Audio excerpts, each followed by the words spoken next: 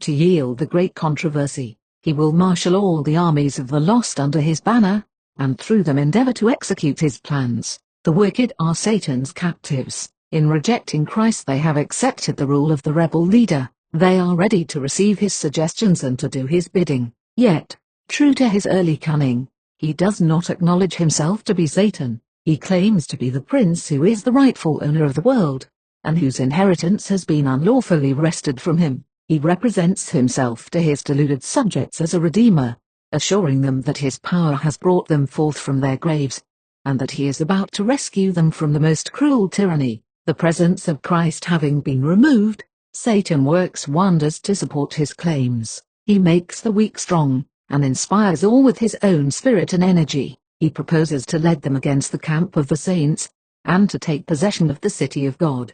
With fiendish exultation he points to the unnumbered millions who have been raised from the dead, and declares that as their leader he is well able to overthrow the city, and regain his throne and his kingdom. In that vast throng are multitudes of the long-lived race that existed before the flood, men of lofty stature and giant intellect, who, yielding to the control of fallen angels, devoted all their skill and knowledge to the exaltation of themselves. Men whose wonderful works of art led the world to idolize their genius, but whose cruelty and evil inventions, defiling the earth and defacing the image of God, caused him to blot them from the face of his creation. There are kings and generals who conquered nations, valiant men who never lost a battle, proud, ambitious warriors whose approach made kingdoms tremble. In death these experience no change. As they come up from the grave, they resume the current of their thoughts just where it ceased. They are actuated by the same desire to conquer that ruled them when they fell. Satan consults with his angels, and then with these kings and conquerors and mighty men. They look upon the strength and numbers on their side, and declare that the army within the city is small in comparison with theirs, and that it can be overcome. They lay their plans to take possession of the riches and glory of the New Jerusalem. All immediately begin to prepare for battle. Skillful artisans construct implements of war. Military leaders, famed for their success, marshal the throngs of warlike men into companies and divisions. At last the order to advance is given, and the countless host moves on. An army such as was never summoned by earthly conquerors, such as the combined forces of all ages since war began on earth could never equal. Satan, the mightiest of warriors, leads the van, and his angels unite their forces for this final struggle. Kings and warriors are in his train, and the multitudes follow in vast companies, each under its appointed leader. With military precision, the serried ranks advance over the earth's broken and uneven surface to the city of God. By command of Jesus, the gates of the New Jerusalem are closed, and the armies of Satan surround the city, and make ready for the onset. Now Christ again appears to the view of his enemies. Far above the city, upon a foundation of burnished gold, is a throne, high and lifted up. Upon this throne sits the Son of God, and around him are the subjects of his kingdom. The power and majesty of Christ no language can describe, no pen portray. The glory of the eternal Father is enshrouding his Son. The brightness of his presence fills the city of God, and flows out beyond the gates, flooding the whole earth with its radiance. Nearest the throne are those who were once zealous in the cause of Satan, but who, plucked as brands from the burning, have followed their Savior with deep, intense devotion. Next are those who perfected Christian characters in the midst of falsehood and infidelity. Those who honored the law of God when the Christian world declared it void, and the millions, of all ages, who were martyred for their faith. And beyond is the great multitude, which no man could number, of all nations, and kindreds, and people, and tongues, before the throne, and before the Lamb, clothed with white robes, and palms in their hands. 1,158 Their warfare is ended, their victory won. They have run the race and reached the prize. The palm branch in their hands is a symbol of their triumph, the white robe an emblem of the spotless righteousness of Christ which now is theirs. The redeemed raise a song of praise that echoes and re-echoes through the vaults of heaven. Salvation to our God which sitteth upon the throne, and unto the Lamb. An angel and seraph unite their voices in adoration. As the redeemed have beheld the power and malignity of Satan, they have seen, as never before, that no power but that of Christ could have made them conquerors. In all that shining throng there are none to ascribe salvation to themselves, as if they had prevailed by their own power and goodness. Nothing is said of what they have done or suffered, but the burden of every song, the keynote of every anthem, is salvation to our God, and unto the Lamb. In the presence of the assembled inhabitants of earth and heaven, the final coronation of the Son of God takes place, and now, invested with supreme majesty and power, the King of Kings pronounces sentence upon the rebels against his government, and executes justice upon those who have transgressed his law and oppressed his people. Says the prophet of God, I saw a great white throne, and him that sat on it, from whose face the earth and the heaven fled away, and there was found no place for them. And I saw the dead, small and great, stand before God, and the books were opened, and another book was opened, which is the book of life, and the dead were judged out of those things which were written in the books, according to their works, 1159. As soon as the books of record are opened, and the eye of Jesus looks upon the wicked, they are conscious of every sin which they have ever committed. They see just where their feet diverged from the path of purity and holiness, just how far pride and rebellion have carried them in the violation of the law of God. The seductive temptations which they encouraged by indulgence in sin, the blessings perverted, the messengers of God despised, the warnings rejected, the waves of mercy beaten back by the stubborn, unrepentant heart, all appear as if written in letters of fire. Above the throne is revealed the cross, and like a panoramic view appear the scenes of Adam's temptation and fall, and the successive steps in the great plan of redemption. The Saviour's lowly birth, his early life of simplicity and obedience, his baptism in Jordan, the fast and temptation in the wilderness, his public ministry, unfolding to men heaven's most precious blessings, the days crowded with deeds of love and mercy, the nights of prayer and watching in the solitude of the mountains, the plottings of envy, hate, and malice which repaid his benefits, the awful, mysterious agony in Gethsemane, beneath the crushing weight of the sins of the whole world, his betrayal into the hands of the murderous mob, the fearful events of that night of horror, the unresisting prisoner, forsaken by his best-loved disciples, rudely hurried through the streets of Jerusalem, the Son of God exultingly displayed before Annas, arraigned in the high priest's palace, in the judgment hall of Pilate, before the cowardly and cruel Herod, mocked, insulted, tortured, and condemned to die, all are vividly portrayed. And now before the swaying multitude are revealed the final scenes, the patient sufferer treading the path to Calvary, the Prince of Heaven hanging upon the cross, the haughty priests and the jeering rabble deriding his expiring agony, the supernatural darkness, the heaving earth, the rent rocks, the open graves, marking the moment when the world's Redeemer yielded up his life. The awful spectacle appears just as it was. Satan, his angels, and his subjects have no power to turn from the picture of their own work. Each actor recalls the part which he performed. Herod, who slew the innocent children of Bethlehem that he might destroy the King of Israel. The base Herodias, upon whose guilty soul rests the blood of John the Baptist. The weak, time-serving Pilate, the mocking soldiers, the priests and rulers and the maddened throng who cried, His blood be on us, and on our children. All behold the enormity of their guilt. They vainly seek to hide from the divine majesty of his countenance, outshining the glory of the sun, while the redeemed cast their crowns at the Saviour's feet, exclaiming, He died for me. Amid the ransomed throng are the apostles of Christ, the heroic Paul, the ardent Peter, the loved and loving John, and their true-hearted brethren, and with them the vast host of martyrs, while outside the walls, with every vile and abominable thing, are those by whom they were persecuted, imprisoned, and slain. There is Nero, that monster of cruelty and vice, beholding the joy and exaltation of those whom he once tortured, and in whose extremest anguish he found satanic delight. His mother is there to witness the result of her own work, to see how the evil stamp of character transmitted to her son, the passions encouraged and developed by her influence and example, have borne fruit in crimes that cause the world to shudder. There are papist priests and prelates, who claim to be Christ's ambassadors, yet employed the rack, the dungeon, and the stake to control the consciences of his people. There are the proud pontiffs who exalted themselves above God, and presumed to change the law of the Most High. Those pretended fathers of the Church have an account to render to God, from which they would fain be excused.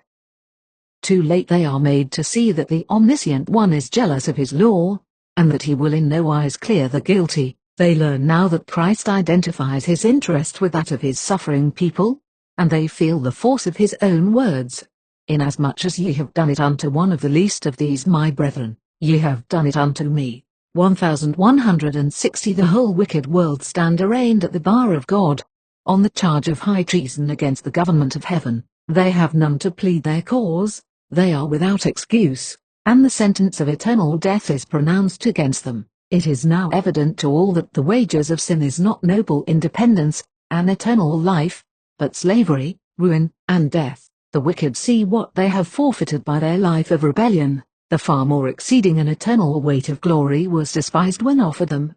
But how desirable it now appears. All this, cries the lost soul, I might have had, but I chose to put these things far from me. Oh, strange infatuation! I have exchanged peace, happiness, and honor, for wretchedness, infamy, and despair. All see that their exclusion from heaven is just. By their lives they have declared, we will not have this Jesus to reign over us. As if entranced, the wicked have looked upon the coronation of the Son of God. They see in his hands the tables of the divine law, the statutes which they have despised and transgressed. They witness the outburst of wonder, rapture, and adoration from the saved, and as the wave of melody sweeps over the multitudes without the city, all with one voice exclaim, Great and marvelous are thy works, Lord God Almighty, just and true are thy ways, thou King of saints. 1161. And falling prostrate, they worship the Prince of Life.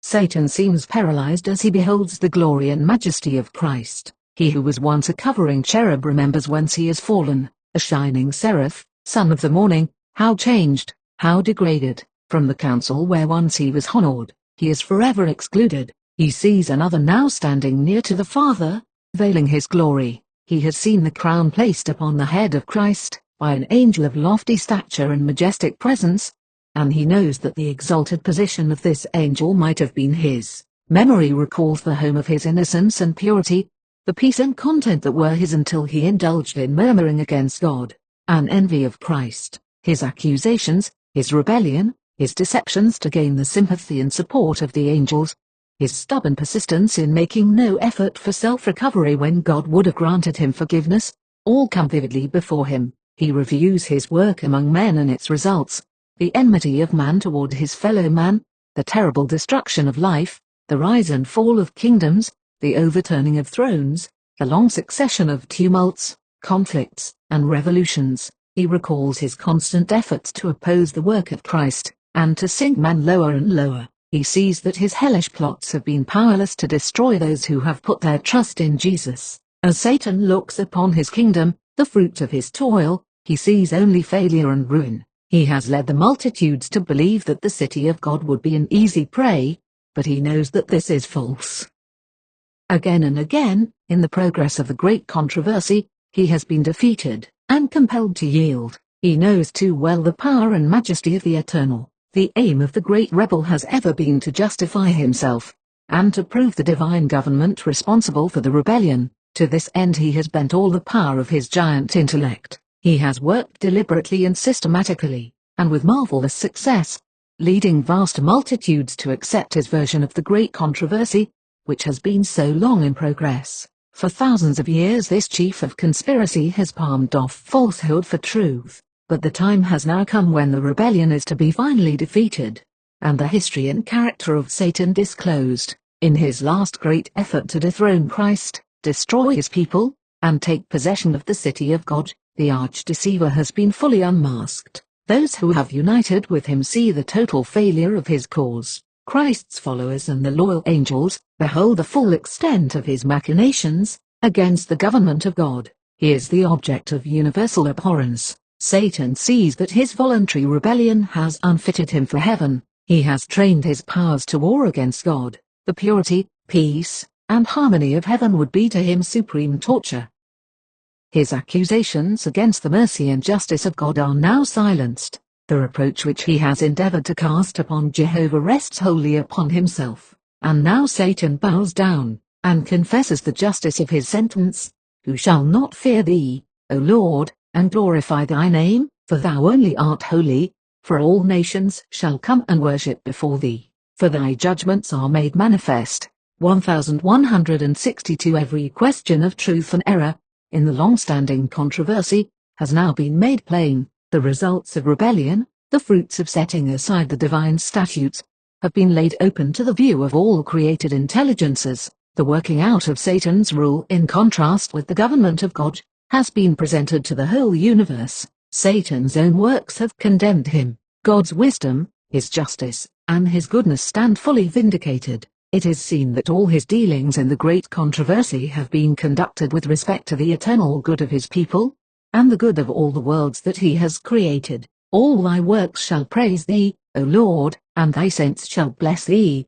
1163 The history of sin will stand to all eternity as a witness that with the existence of God's law is bound up the happiness of all the beings he has created. With all the facts of the great controversy in view, the whole universe, both loyal and rebellious, with one accord declare, just and true are thy ways, thou King of saints. Before the universe has been clearly presented the great sacrifice made by the Father and the Son in man's behalf, the hour has come when Christ occupies his rightful position, and is glorified above principalities and powers and every name that is named. It was for the joy that was set before him, that he might bring many sons unto glory, that he endured the cross and despised the shame, and inconceivably great as was the sorrow and the shame, yet greater is the joy and the glory. He looks upon the redeemed, renewed in his own image, every heart bearing the perfect impress of the divine, every face reflecting the likeness of their King. He beholds in them the result of the travail of his soul, and he is satisfied. Then, in a voice that reaches the assembled multitudes of the righteous and the wicked, he declares, Behold the purchase of my blood, for these I suffered, for these I died, that they might dwell in my presence throughout eternal ages. And the song of praise ascends from the white-robed ones about the throne.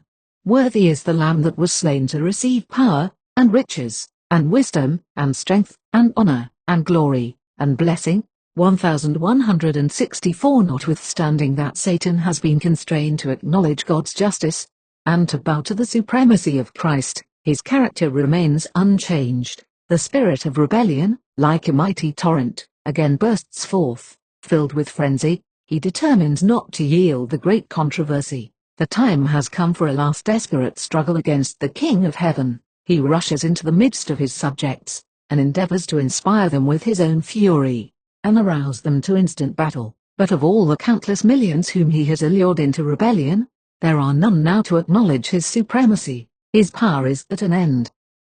The wicked are filled with the same hatred of God that inspires Satan, but they see that their case is hopeless, that they cannot prevail against Jehovah. Their rage is kindled against Satan and those who have been his agents in deception, and with the fury of demons they turn upon them. Saith the Lord, because thou hast set thine heart as the heart of God, behold, therefore I will bring strangers upon thee, the terrible of the nations, and they shall draw their swords against the beauty of thy wisdom, and they shall defile thy brightness. They shall bring thee down to the pit. I will destroy thee, O covering cherub, from the midst of the stones of fire. I will cast thee to the ground. I will lay thee before kings, that they may behold thee. I will bring thee to ashes upon the earth in the sight of all them that behold thee. Thou shalt be a terror, and never shalt thou be any more.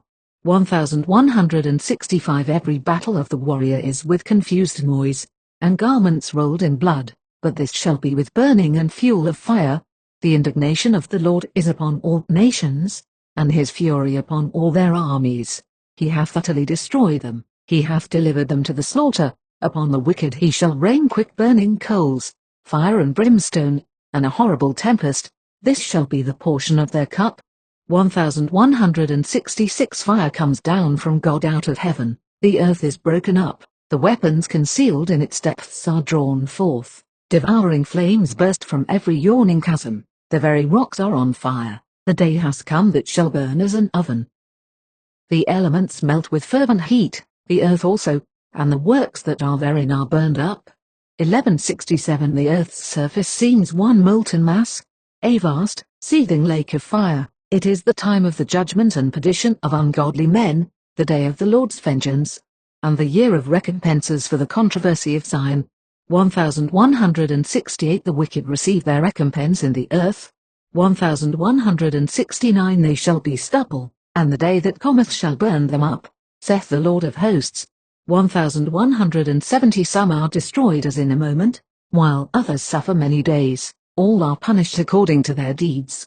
The sins of the righteous having been transferred to Satan, he is made to suffer not only for his own rebellion, but for all the sins which he has caused God's people to commit. His punishment is to be far greater than that of those whom he has deceived. After all have perished who fell by his deceptions, he is still to live and suffer on. In the cleansing flames the wicked are at last destroyed, root and branch. Satan the root, his followers the branches. The full penalty of the law has been visited.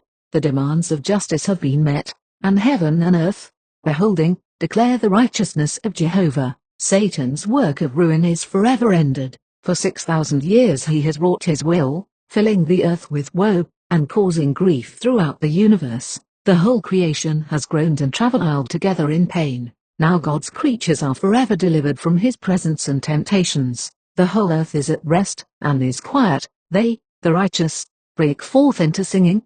1171 And a shout of praise and triumph ascends from the whole loyal universe. The voice of a great multitude, as the voice of many waters, and as the voice of mighty thunderings, is heard, saying, Alleluia, for the Lord God omnipotent reigneth. While the earth was wrapped in the fire of destruction, the righteous abode safely in the holy city. Upon those that had part in the first resurrection, the second death has no power. While God is to the wicked a consuming fire, he is to his people both a sun and a shield. 1172 I saw a new heaven and a new earth, for the first heaven and first earth were passed away. 1173 The fire that consumes the wicked purifies the earth. Every trace of the curse is swept away. No eternally burning hell will keep before the ransom the fearful consequences of sin. One reminder alone remains: our Redeemer will ever bear the marks of his crucifixion. Upon his wounded head, upon his side, his hands and feet, are the only traces of the cruel work that sin has wrought. Says the prophet, beholding Christ in his glory, he had bright beams coming out of his side, and there was the hiding of his power. 1174 That pierced side whence flowed the crimson stream that reconciled man to God. There is the Saviour's glory, there the hiding of his power, mighty to save, through the sacrifice of redemption. He was therefore strong to execute justice upon them that despised God's mercy, and the tokens of his humiliation are his highest honor. Through the eternal ages the wounds of Calvary will show forth his praise, and declare his power, O tower of the flock, the stronghold of the daughter of Zion. Unto thee shall it come, even first dominion. 1175 The time has come, to which holy men have looked with longing since the flaming sword barred the first pair from Eden, the time for the redemption of the purchased possession. 1176 The earth originally given to man as his kingdom, betrayed by him into the hands of Satan, and so long held by the mighty foe, has been brought back by the great plan of redemption. All that was lost by sin has been restored. Thus saith the Lord, that formed the earth and made it, he hath established it, he created it not in vain, he formed it to be inhabited. 1177 God's original purpose in the creation of the earth is fulfilled as it is made the eternal abode of the redeemed. The righteous shall inherit the land, and dwell therein forever. 1178 A fear of making the future inheritance seem too material has led many to spiritualize away the very truths which led us to look upon it as our home. Christ assured his disciples that he went to prepare mansions for them in the Father's house. Those who accept the teachings of God's word will not be wholly ignorant concerning the heavenly abode. And yet, eye hath not seen, nor ear heard, neither have entered into the heart of man, the things which God hath prepared for them that love him. 1179 Human language is inadequate to describe the reward of the righteous. It will be known only to those who behold it. No finite mind can comprehend the glory of the paradise of God. In the Bible the inheritance of the saved is called a country. 1180 There the heavenly shepherd leads his flock to fountains of living waters. The tree of life yields its fruit every month, and the leaves of the tree are for the service of the nations. There are ever-flowing streams, clear as crystal, and beside them waving trees cast their shadows upon the paths prepared for the ransomed of the Lord. There the wide-spreading plains swell into hills of beauty, and the mountains of God rear their lofty summits. On those peaceful plains, beside those living streams, God's people, so long pilgrims and wanderers, shall find a home. My people shall dwell in a peaceful habitation, and in short dwellings, and in quiet resting places. Violence shall no more be heard in thy land, wasting nor destruction within thy borders. But thou shalt call thy walls salvation, and thy gates praise. They shall build houses, and inhabit them, and they shall plant vineyards, and eat the fruits of them. They shall not build, and another inhabit. They shall not plant, and another eat. Mine elect shall long enjoy the work of their hands. 1181 There the wilderness and the solitary place shall be glad for them, and the desert shall rejoice, and blossom as the rose. Instead of the thorn shall come up the fir tree, and instead of the briar shall come up the myrtle tree. 1182 The wolf also shall dwell with the lamb, and the leopard shall lie down with the kid. And a little child shall lead them. They shall not hurt nor destroy in all my holy mountain. 1183 Saith the Lord, pain cannot exist in the atmosphere of heaven. There will be no more tears, no funeral trains, no badges of mourning. There shall be no more death, neither sorrow, nor crying, for the former things are passed away. 1184 The inhabitant shall not say, I am sick. The people that dwell therein shall be forgiven their iniquity.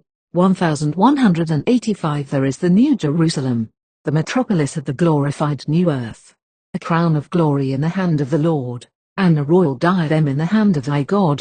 1186 Her light was like unto a stone most precious, even like a jasper stone, clear as crystal. The nations of them which are saved shall walk in the light of it, and the kings of the earth do bring their glory and honor into it. 1187 Saith the Lord, I will rejoice in Jerusalem, and joy in my people. 1188 The tabernacle of God is with men, and he will dwell with them, and they shall be his people, and God himself shall be with them, and be their God. 1189 In the city of God there shall be no night, none will need or desire repose. There will be no weariness in doing the will of God and offering praise to his name. We shall ever feel the freshness of the morning, and shall ever be far from its close. And they need no candle, neither light of the sun, for the Lord God giveth them light. 1190 The light of the sun will be superseded by a radiance which is not painfully dazzling, yet which immeasurably surpasses the brightness of our noontide. The glory of God and the Lamb floods the holy city with unfading light. The redeemed walk in the sunless glory of perpetual day. I saw no temple therein, for the Lord God Almighty and the Lamb are the temple of it. 1191 The people of God are privileged to hold open communion with the Father and the Son. Now we see through a glass, darkly. 1192 We behold the image of God reflected, as in a mirror, in the works of nature and in his dealings with men. But then we shall see him face to face, without a dimming veil between. We shall stand in his presence, and behold the glory of his countenance. There the redeemed shall know, even as also they are known, the loves and sympathies which God himself has planted in the soul, shall there find truest and sweetest exercise. The pure communion with holy beings, the harmonious social life with the blessed angels and with the faithful ones of all ages, who have washed their robes and made them white in the blood of the Lamb, the sacred ties that bind together the whole family in heaven and earth. 1193 These help to constitute the happiness of the redeemed. Their immortal minds will contemplate with never-failing delight the wonders of creative power, the mysteries of redeeming love. There will be no cruel, deceiving foe to tempt to forgetfulness of God. Every faculty will be developed, every capacity increased. The acquirement of knowledge will not weary the mind or exhaust the energies. There the grandest enterprises may be carried forward, the loftiest aspirations reached, the highest ambitions realized, and still there will arise new heights to surmount, new wonders to admire, new truths to comprehend, fresh objects to call forth the powers of mind and soul and body. All the treasures of the universe will be open to the study of God's redeemed. Unfettered by mortality, they wing their tireless flight to worlds afar, worlds that thrilled with sorrow at the spectacle of human woe, and rang with songs of gladness at the tidings of a ransomed soul. With unutterable delight the children of earth enter into the joy and the wisdom of unfallen beings. They share the treasures of knowledge and understanding, gained through ages upon ages in contemplation of God's handiwork. With undimmed vision they gaze upon the glory of creation, suns and stars and systems, all in their appointed order circling the throne of deity. Upon all things, from the least to the greatest, the Creator's name is written, and in all are the riches of his power displayed. And the years of eternity, as they roll, will bring richer and still more glorious revelations of God and of Christ. As knowledge is progressive, so will love, reverence, and happiness increase. The more men learn of God, the greater will be their admiration of his character, as Jesus opens before them the riches of redemption, and the amazing achievements in the great controversy with Satan. The hearts of the ransomed thrill with more fervent devotion, and with more rapturous joy they sweep the harps of gold, and 10,000 times 10,000 and thousands of voices unite to swell the mighty chorus of praise. And every creature which is in heaven, and on the earth, and under the earth, and such as are in the sea, and all that are in them, heard I saying, Blessing, and honour, and glory, and power, be unto him that sitteth upon the throne, and unto the Lamb forever and ever.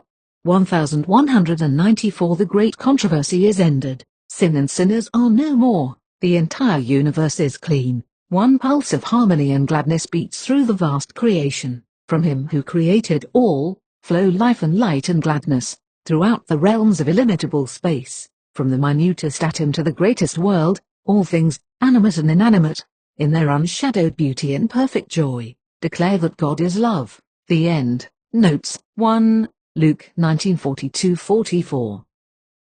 2. Ps 48:2. 3. Luke 19:41. 4. Isa 53:7. 5. General 22:9, 16:18. 6. 1 Chronicles 21:7. Ps 132:13. 8. General 28:12, John 1:51.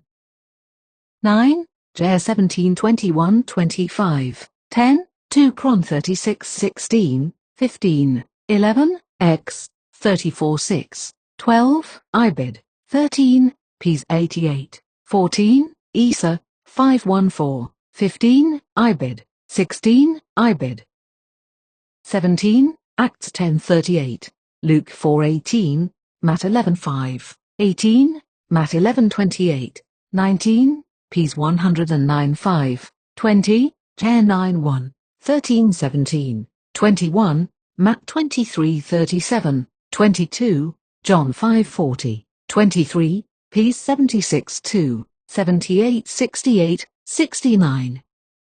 24. Ibid. 25. 1 Chron 28:12, 19. 26. Haggai 2:9, 7. 27. Haggai 2:3. Ezra 3:12. 28. Matt 23:38. 29. Mark 13:1. 30. Matt 24:2, 3.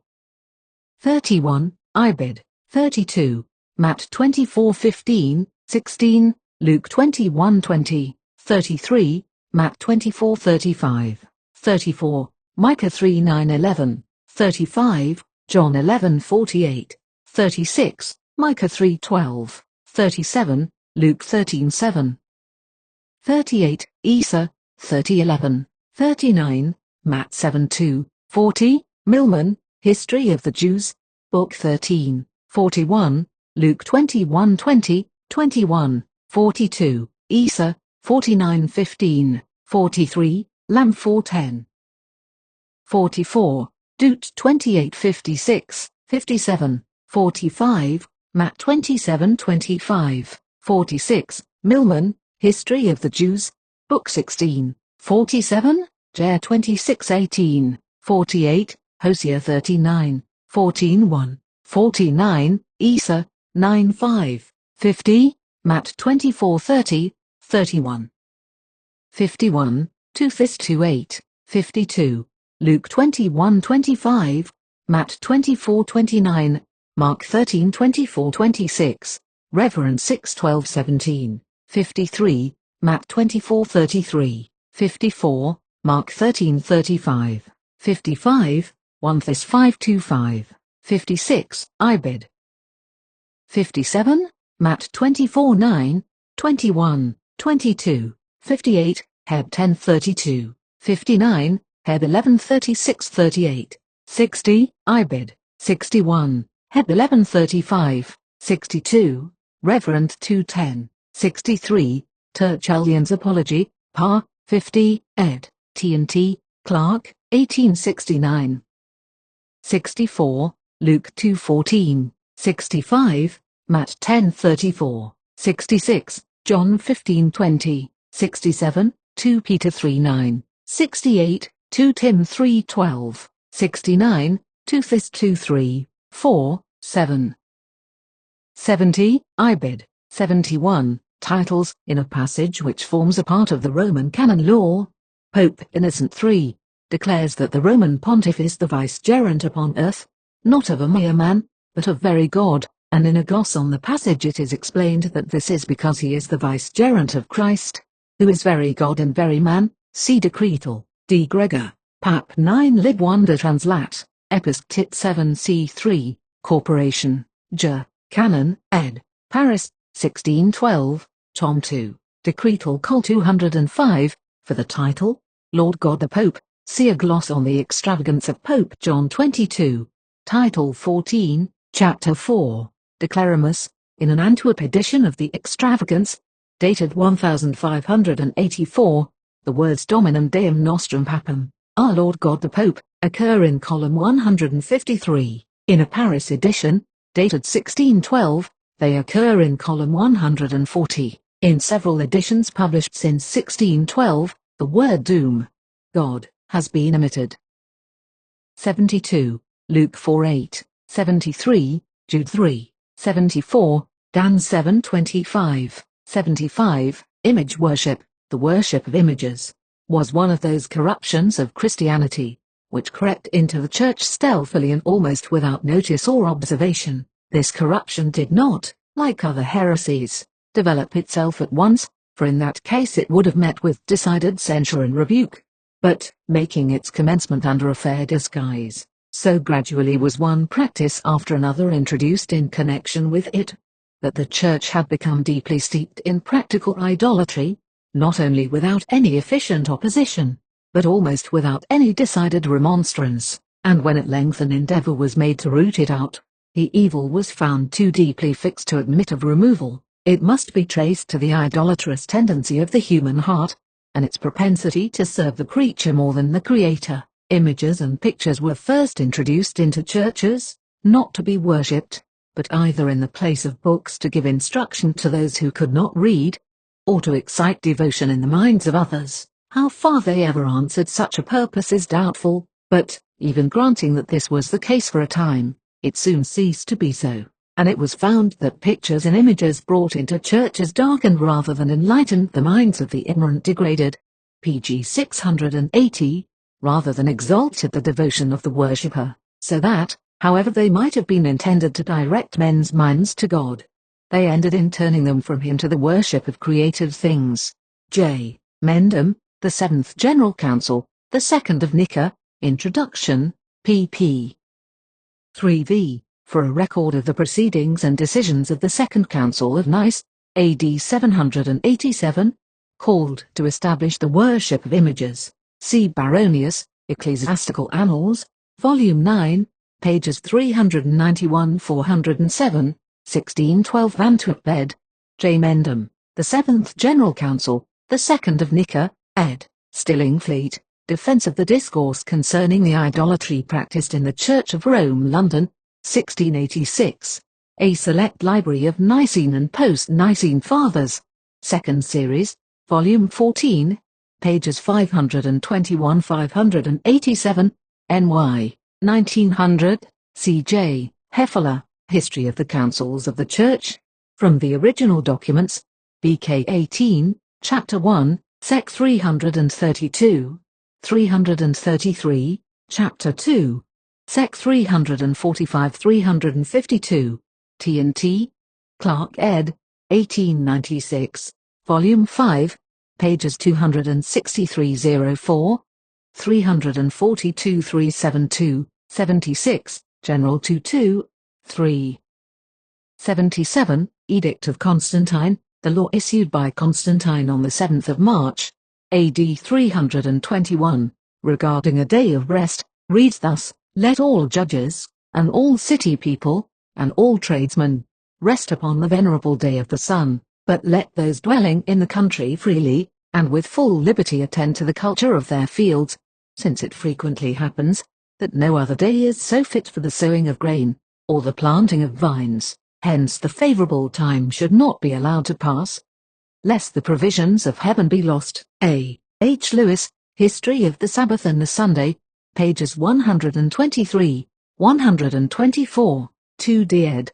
Reverend, 1903, the original in the Codex of Justinian, Lib 3, Tit 12, Leg 3, is quoted by Dr. J. A. Hesse in his Bampton Lectures on Sunday, Lecture 3, Pa. 1, and by Dr. Philip Schaff in his History of the Christian Church, Volume 3, Sec. 75, Pa. 5, Note 1. See also Mosheim, Ecclesiastical History Cent 4, Part 2, Chapter 4, Sec. 5, Chambers Encyclopedia, Art, Sabbath, Encyclopedia Britannica, 9th ed., Art, Sunday, Peter Halin, History of the Sabbath, Part 2, Chapter 3, 2d ed. Reverend, London, 1636, pages 66, 67, 78, 2 Thys 24, 79, 2 Thys 27, RV, 80, Reverend 13.2, Prophetic Dates, the historical and chronological facts connected with the prophetic periods of Daniel 8 and 9, including many evidences pointing unmistakably to the year 457 BC, as the proper time from which to begin reckoning these periods, have been clearly outlined by many students of prophecy. See Stanley Leith's Old Testament Prophecy, Lectures 10, 11, Warburton Lectures for 1876 to 1880, W. Good, Fulfilled Prophecy, Sermon 10, including Note A. Warburton Lectures for 1854 to 1858, A. Tom, Chronology of Prophecy, pages 26 106, London ed., 1848, Sir Isaac Newton, Observations upon the Prophecies of Daniel, and the Apocalypse of St. John, Chapter 10, London ed., 1733, pages 128-143, Uriah Smith, Thoughts on Daniel and the Revelation Part 1, Chapter 8, 9, On the Date of the Crucifixion, C.W.M. Hales, Analysis of Chronology, Volume 1, pages 94-101, Volume 3, pages 164-158, 2d London ed., 1830, 81, Dan 725, Reverend 1357, 82, Luke 21:16, 17. 83, Reverend 12:6, 84, Forged Writings, among the documents that at the present time are generally admitted to be forgeries. The donation of Constantine and the Pseudo-Isidorian decretals are of primary importance, in citing facts concerning the question, when and by whom was Constantine's donation forged. M. Gosselin, director of the Seminary of St. Sulpice, Paris, says, though this document is unquestionably spurious, it would be difficult to determine with precision the date of its fabrication. M. de Marca, Muratori, and other learned critics, are of the opinion that it was composed in the 8th century, before the reign of Charlemagne. Muratori, moreover, thinks it probable that it may have induced that monarch and Pepin to be so generous to the Holy See.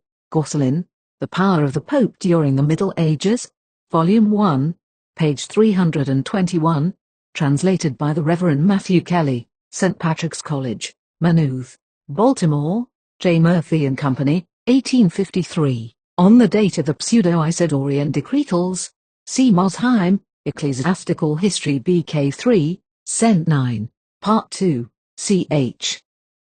2, Sec 8, as Dr. Murdoch, the translator, points out in a footnote, the learned Catholic historian, M.L. Abbé Fleury, in his Ecclesiastical History Dis 4, Sec 1, says of these decretals, that they crept to light near the close of the 8th century. Fleury, writing near the close of the 17th century, says further that these false decretals were looked upon as authentic for the space of 800 years, and it was with much difficulty that they were given up in the last century. It is true that at present there are hardly any, though meanly instructed in these matters, who do not acknowledge that these decretals are false. Fleury, Ecclesiastical History BK 44, par. 54, G. Adams Translation. London, 1732, Volume 5, page 196. See also Gibbon, Decline and Fall of the Roman Empire, Chapter 49, par. 16, 85, 1 Cor 310, 11, 86, Nephil 10, 14, 87, Ibid, 88, F 617. 89, Mark 1337, 90, Dictates of Hildebrand, Gregory 7, C. Baronius, Ecclesiastical Annals, and 1076, Antwerp ed. 1608, Volume 11, page 479. A copy of the dictates, in the original, may also be found in Gisela, Ecclesiastical History Period 3, Sec 47, Note 4, ed. 1836, tr. by F. Cunningham. An English translation is given in Mosheim, Ecclesiastical History BK 3, Cent 11, Part 2, Chapter 2, Sec 9, Note 8, Soames ed. Tr. by Murdoch, 91, Matt 2027. 92. Purgatory, Dr. Joseph Faad Bruno thus defines purgatory. Purgatory is a state of suffering after this life, in which those souls are for a time detained, who depart this life after their deadly sins have been remitted as to the stain and guilt, and as to the everlasting pain that was due to them, but who have on account of those sins still some debt of temporal punishment to pay, as also those souls which leave this world guilty only of venial sins.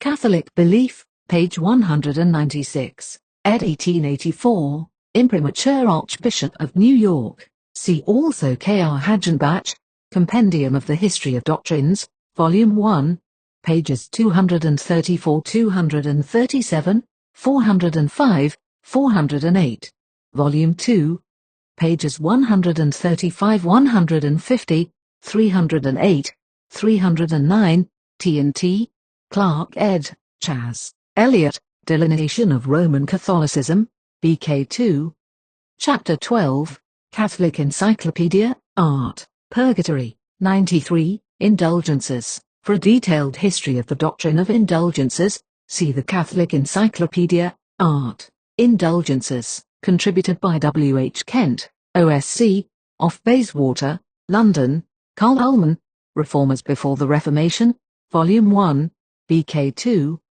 Part 1, ch. 2, M. Creighton, History of the Papacy, Volume 5, pages 56-64, 71, L. von Rank, History of the Reformation in Germany, BK 2, Chapter 1, par. 131, 132, 139, 142, 153, 155, 2d London ed. 1845, tr. by S. Austin, Volume 1, pages 331, 335, 337, 343, 346. Chas. Eliot, Delineation of Roman Catholicism, BK 2, Chapter 13, H. C. Lee, A History of Auricular Confession and Indulgences. G. P. Fisher, The Reformation, Chapter 4, Par. 7, on the practical outworkings of the doctrine of indulgences during the period of the Reformation. See a paper by Dr. H. C. Lee, entitled, Indulgences in Spain, published in Papers of the American Society of Church History Volume 1, pages 129-171. Of the value of this historical sidelight, Dr. Lee says, in his opening paragraph, and vexed by the controversy which raged between Luther and Dr. Eck and Sylvester Prevails, Spain continued tranquilly to follow in the old and beaten path, and furnishes us with the incontestable official documents, which enable us to examine the matter in the pure light of history. 94. Cardinal Wiseman's Lectures on the Real Presence. Lecture 8, Sec 3, Pa. 26, 95, The Mass, on the Doctrine of the Mass. See Cardinal Wiseman's work, The Real Presence of the Body and Blood of our Lord Jesus Christ in the Blessed Eucharist. Also Catholic Encyclopedia, Art, Eucharist, contributed by J. Poley, S.T.D. Breslau, Canons and Decrees of the Council of Trent, Sest 13, Chapter 1-8 London ed. 1851, Tr. by T. A. Buckley, pages 70-79, K. R. Hagenbach, Compendium of the History of Doctrines, Volume 1, pages 214-223, 393-398, and Volume 2, pages 88-114, J. Calvin, Institutes, BK 4, Chapter 17, 18, R. Hooker, Ecclesiastical Polity, BK 5, Chapter 67, Chas. Eliot, Delineation of Roman Catholicism, BK 2, Chapter 4, 5. 96, Wiley, History of Protestantism, Book 1, Chapter 4, 97, Hosea 4-6, 1, 2, 98, D'Orbigny, History of the Reformation of the 16th Century B. 17, Chapter 2, 99, Jude 3, 100, Waldensian versions of the Bible, on early Waldensian translations of portions of the Bible into the language of the common people, see Townley, Illustrations of Biblical Literature Volume 1, Chapter 10, Pa. 113, E. Pectoval, The Bible in France, Chapter 2, Pa. 3, 4, 8, 10, 13, 21, Paris ed.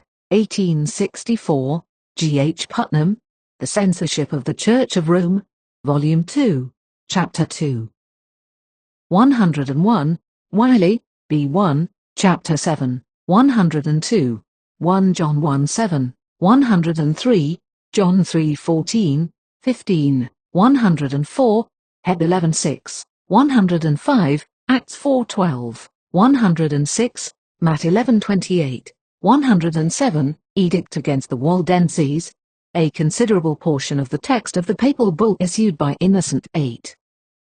In 1487 against the Waldenses, the original of which is in the library of the University of Cambridge, is given, in an English translation, in Dowling's History of Romanism, BK 6, Chapter 5, Sec 62, ed. 1871, 108, Wiley, B. 16, Chapter 1, 109, Matt 25:40, 110, Reverend 19, 111, Sears, Barnes, Life of Luther, pages 70, 69, 112, Indulgences. For a detailed history of the doctrine of indulgences, see the Catholic Encyclopedia, Art, Indulgences, contributed by W. H. Kent, OSC. Off Bayswater, London, Carl Ullman, Reformers Before the Reformation, Volume 1, BK 2, Part 1, Chapter 2. M. Creighton, History of the Papacy, Volume 5, pages 56-64, 71, L. von Rank, History of the Reformation in Germany, BK 2, Chapter 1, Part 131, 132, 139, 142, 153, 155, 2D London ed. 1845, Tr. by S. Austin, Volume 1, pages 331, 335, 337, 343, 346, Chas. Eliot, Delineation of Roman Catholicism, BK 2, Chapter 13, H. C. Lee, A History of Auricular Confession and Indulgences, G. P. Fisher, The Reformation, Chapter 4, Part 7, on the practical outworkings of the doctrine of indulgences during the period of the Reformation, see a paper by Dr. H. C. Lee, entitled, Indulgences in Spain, published in Papers of the American Society of Church History Volume I, pages 129-171. Of the value of this historical sidelight, Dr. Lee says, in his opening paragraph, and vexed by the controversy which raged between Luther and Dr. Eck and Sylvester Prevails,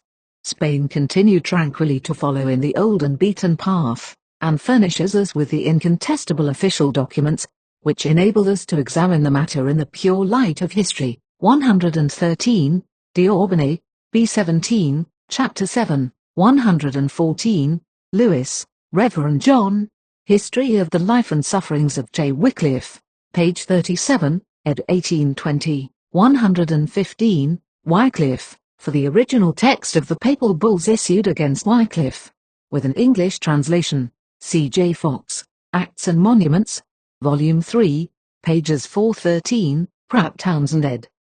London, 1870. See also J. Lewis, Life of Wycliffe, pages 49-51, 305-314, ed.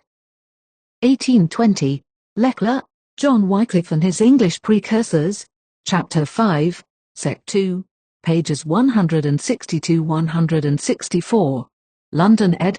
1884, Tr. by Lorimer, A. Neander, General History of the Christian Church, Period 6, Sect 2, Part 1, Part 8, Neander, History of the Christian Religion and Church, Period 6, Sect 2, Part 1, Part 8, 116, General 15-1, 117, Infallibility, On the Doctrine of Infallibility, see Catholic Encyclopedia, Art, Infallibility, contributed by P.J.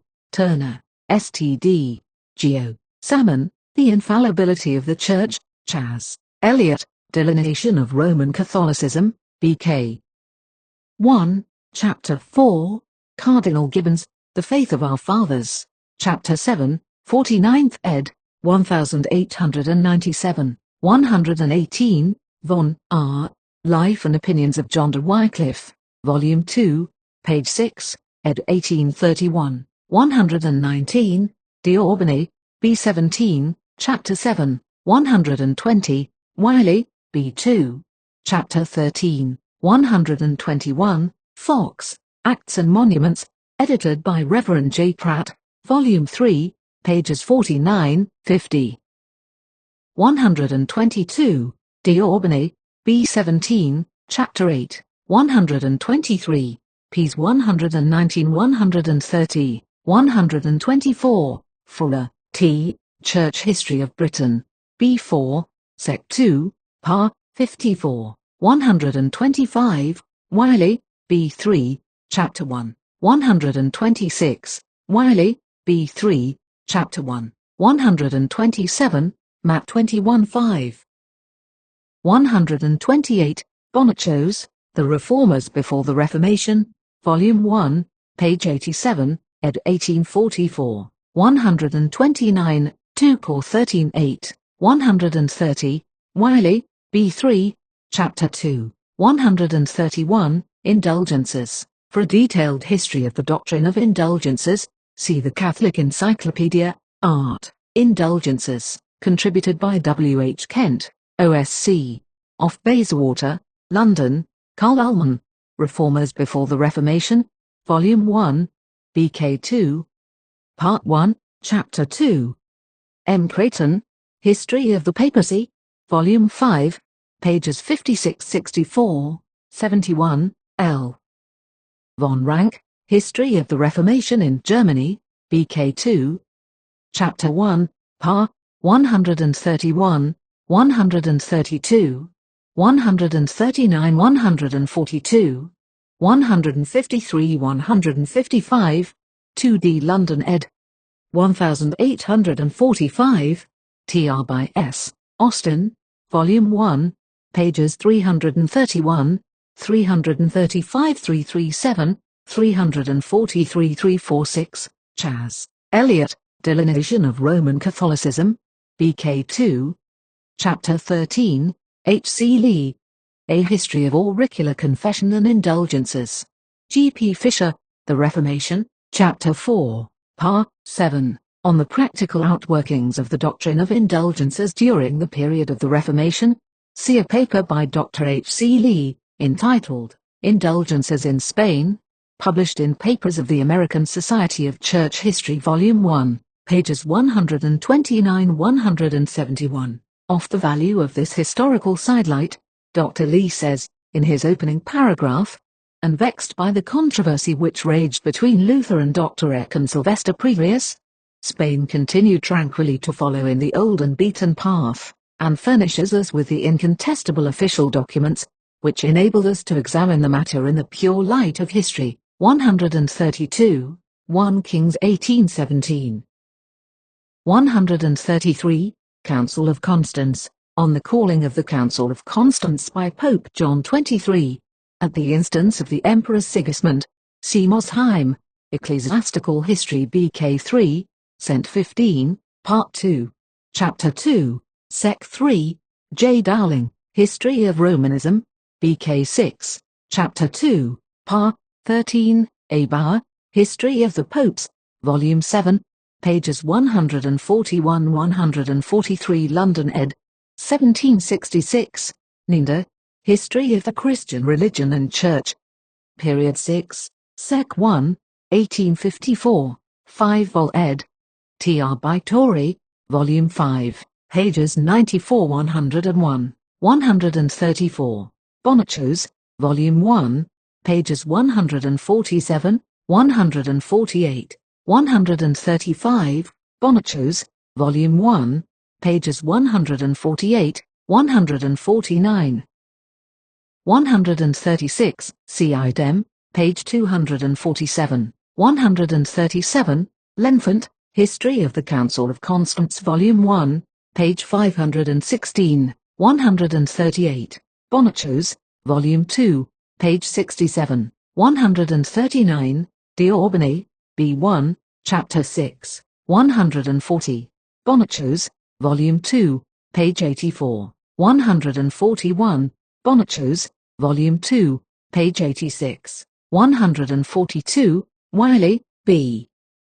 3, Chapter 7, 143, Ibid, 144, Wiley, B3, Chapter 7, 145, Bonachos, Volume 1, page 234, 146, C. Bonachos, Volume 2, page 141, 147, Bonachos, Volume 2, pages 146, 147, 148, Matt 10 1820, 149, Bonachos, Volume 2, page 151, 150, Bonachos, Volume 2, pages 151–153, 151, Wiley, B3, Chapter 10, 152, Bonachos, Volume 2, page 168, 153,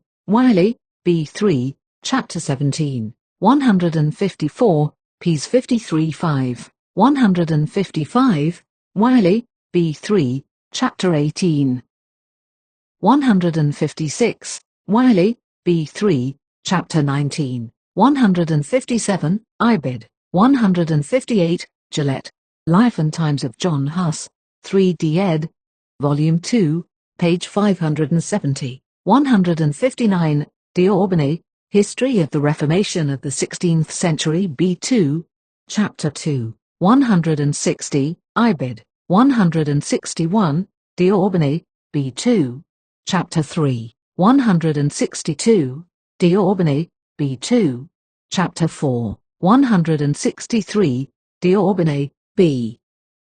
2, Chapter 6, 164, Ibid, 165, Rom 117, 166, Matt 1034, 167, D'Orbigny, B5, Chapter 2, 168, Matt 2112, 169, C. Gieseler, Ecclesiastical History Period IV, Sec 1, Pa. 5, 170, D'Orbigny, B. 3, Chapter 1, 171, D'Orbigny, B3, Chapter 1, 172, C. Hagenbach, History of the Reformation, Volume 1, page 96, 173, Acts 8:20, 174, Indulgences, For a detailed history of the doctrine of indulgences, see the Catholic Encyclopedia, Art, Indulgences, contributed by W. H. Kent, OSC. Off Bayswater, London, Carl Ullman. Reformers Before the Reformation, Volume 1, BK 2. Part 1, Chapter 2. M. Creighton, History of the Papacy, Volume 5, pages 56-64, 71, L. Von Rank, History of the Reformation in Germany, BK 2. Chapter 1, Pa. 131, 132, 139, 142, 153, 155, 2d London ed. 1845, tr by S. Austin, Volume 1, pages 331, 335, 337, 343, 346, Chas. Eliot, Delineation of Roman Catholicism, BK 2. Chapter 13, H. C. Lee, A History of Auricular Confession and Indulgences. G. P. Fisher, The Reformation, Chapter 4, Pa. 7, On the Practical Outworkings of the Doctrine of Indulgences During the Period of the Reformation. See a paper by Dr. H. C. Lee, entitled, Indulgences in Spain, published in Papers of the American Society of Church History Volume 1, pages 129-171. Of the value of this historical sidelight, Dr. Lee says, in his opening paragraph, and vexed by the controversy which raged between Luther and Dr. Eck and Sylvester Prevails, Spain continued tranquilly to follow in the old and beaten path, and furnishes us with the incontestable official documents, which enable us to examine the matter in the pure light of history. 175, D'Orbigny, B3, Chapter 4.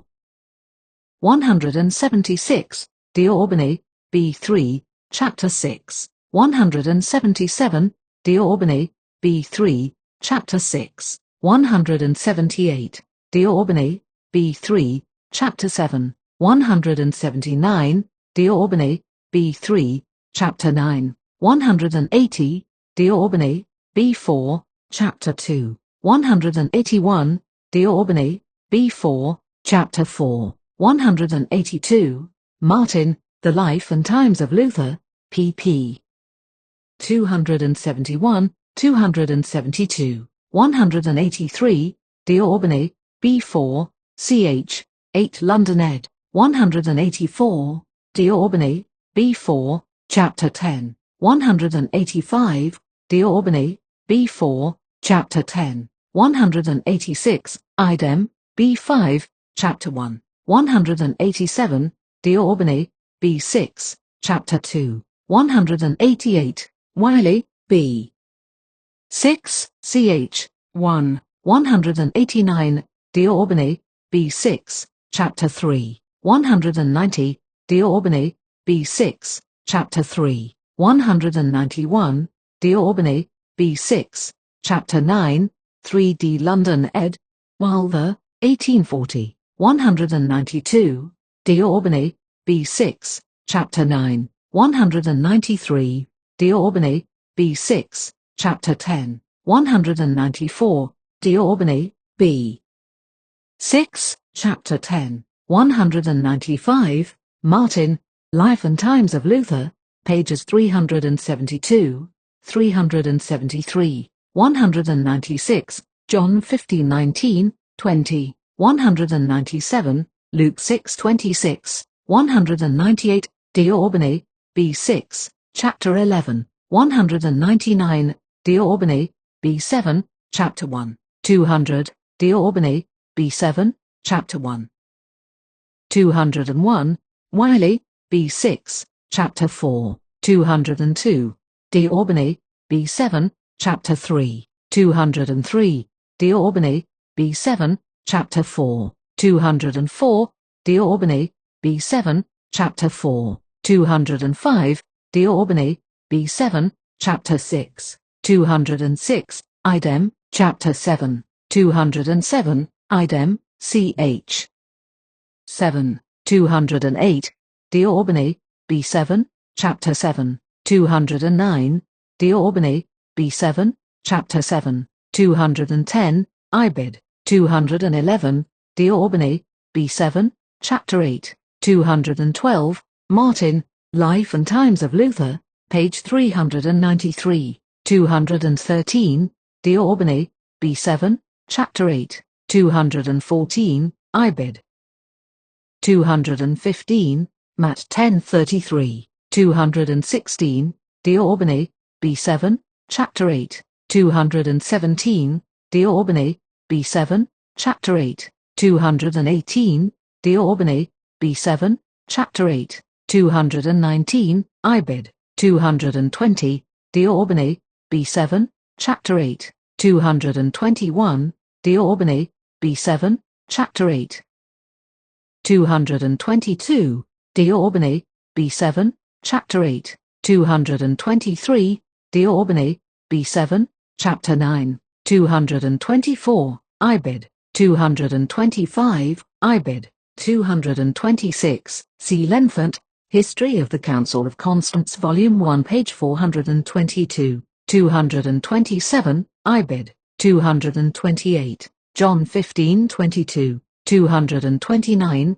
Acts 24:25, 26:28, 230, ECCL 10:16, 231, Martin, Volume 1, page 404, 232, D'Orbigny, B7, Chapter 10, 233, Ibid, 234, Ibid, 235, Martin, Volume 1, page 410, 236, D'Orbigny, B7, Chapter 11, 237, Ibid.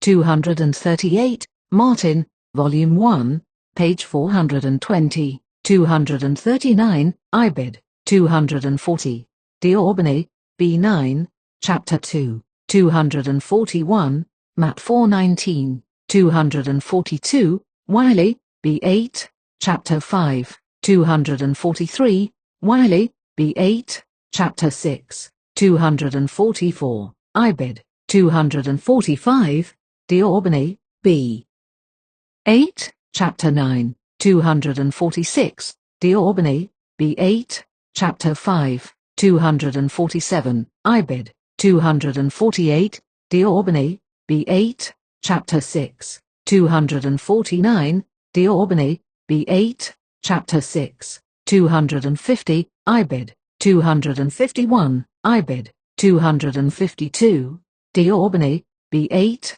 Chapter 6, 253, Ibid, 254, Wiley, B8, Chapter 9, 255, D'Orbigny, B8, Chapter 9, 256, Wiley, B8, Chapter 11, 257, D'Orbigny, B8, Chapter 11 London ed., 258, Ibid, 259, Wiley, B8, Chapter 15, 260, D'Orbigny, B11, Chapter 13, 261, Ibid, 262, Ibid, 263, Ibid, 264, D'Orbigny, B9, Chapter 1, 265, D'Orbigny, B9, Chapter 7, 266, Ibid, 267, Ibid,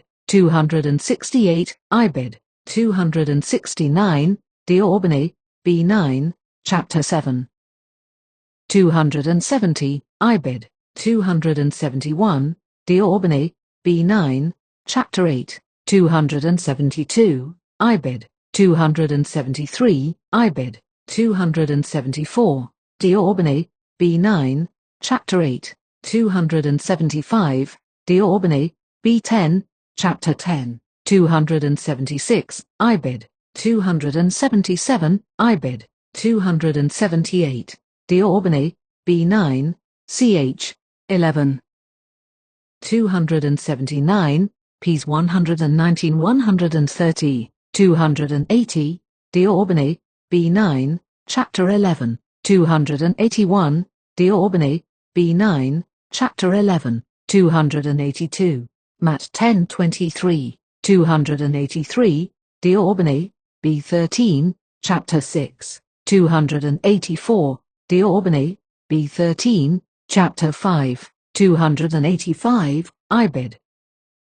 286, D'Orbigny, B13, Chapter 5, 287, Ibid. 288, Ibid. 289, Wiley, B9, Chapter 15, 290, D'Orbigny, B13, Chapter 5, 291, Ibid. 292, Ibid. 293, D'Orbigny, B13, Chapter 5, 294, Ibid. 295, Idem, B13, Chapter 6, 296, D'Orbigny, B13, Chapter 6, 297, D'Orbigny, B13, Chapter 6, 298, Ibid. 299, D'Orbigny, B13, Chapter 6, 300, D'Orbigny, B14, Chapter 2, 301, D'Orbigny, B14, Chapter 6.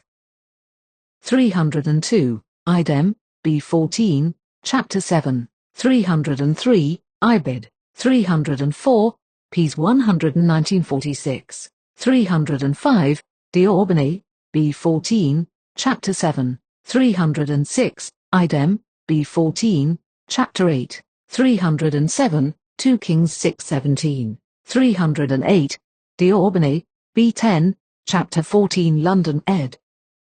309, D'Orbigny, B10, Chapter 14, 310, Idem, B14, Chapter 1, 311, D'Orbigny, B14, Chapter 6, 312, Ibid. 313, 1 Peter 2:6, 314, Wiley, B13, Chapter 1, 315, D'Orbigny, B12, Chapter 2 London ed. 316, Ibid. 317, Acts 26:5, 318, Wiley, B13, Chapter 2, 319, Wiley, B13, Chapter 2, 320, D'Orbigny, B12, Chapter 3, 321, Wiley, B13, Chapter 9.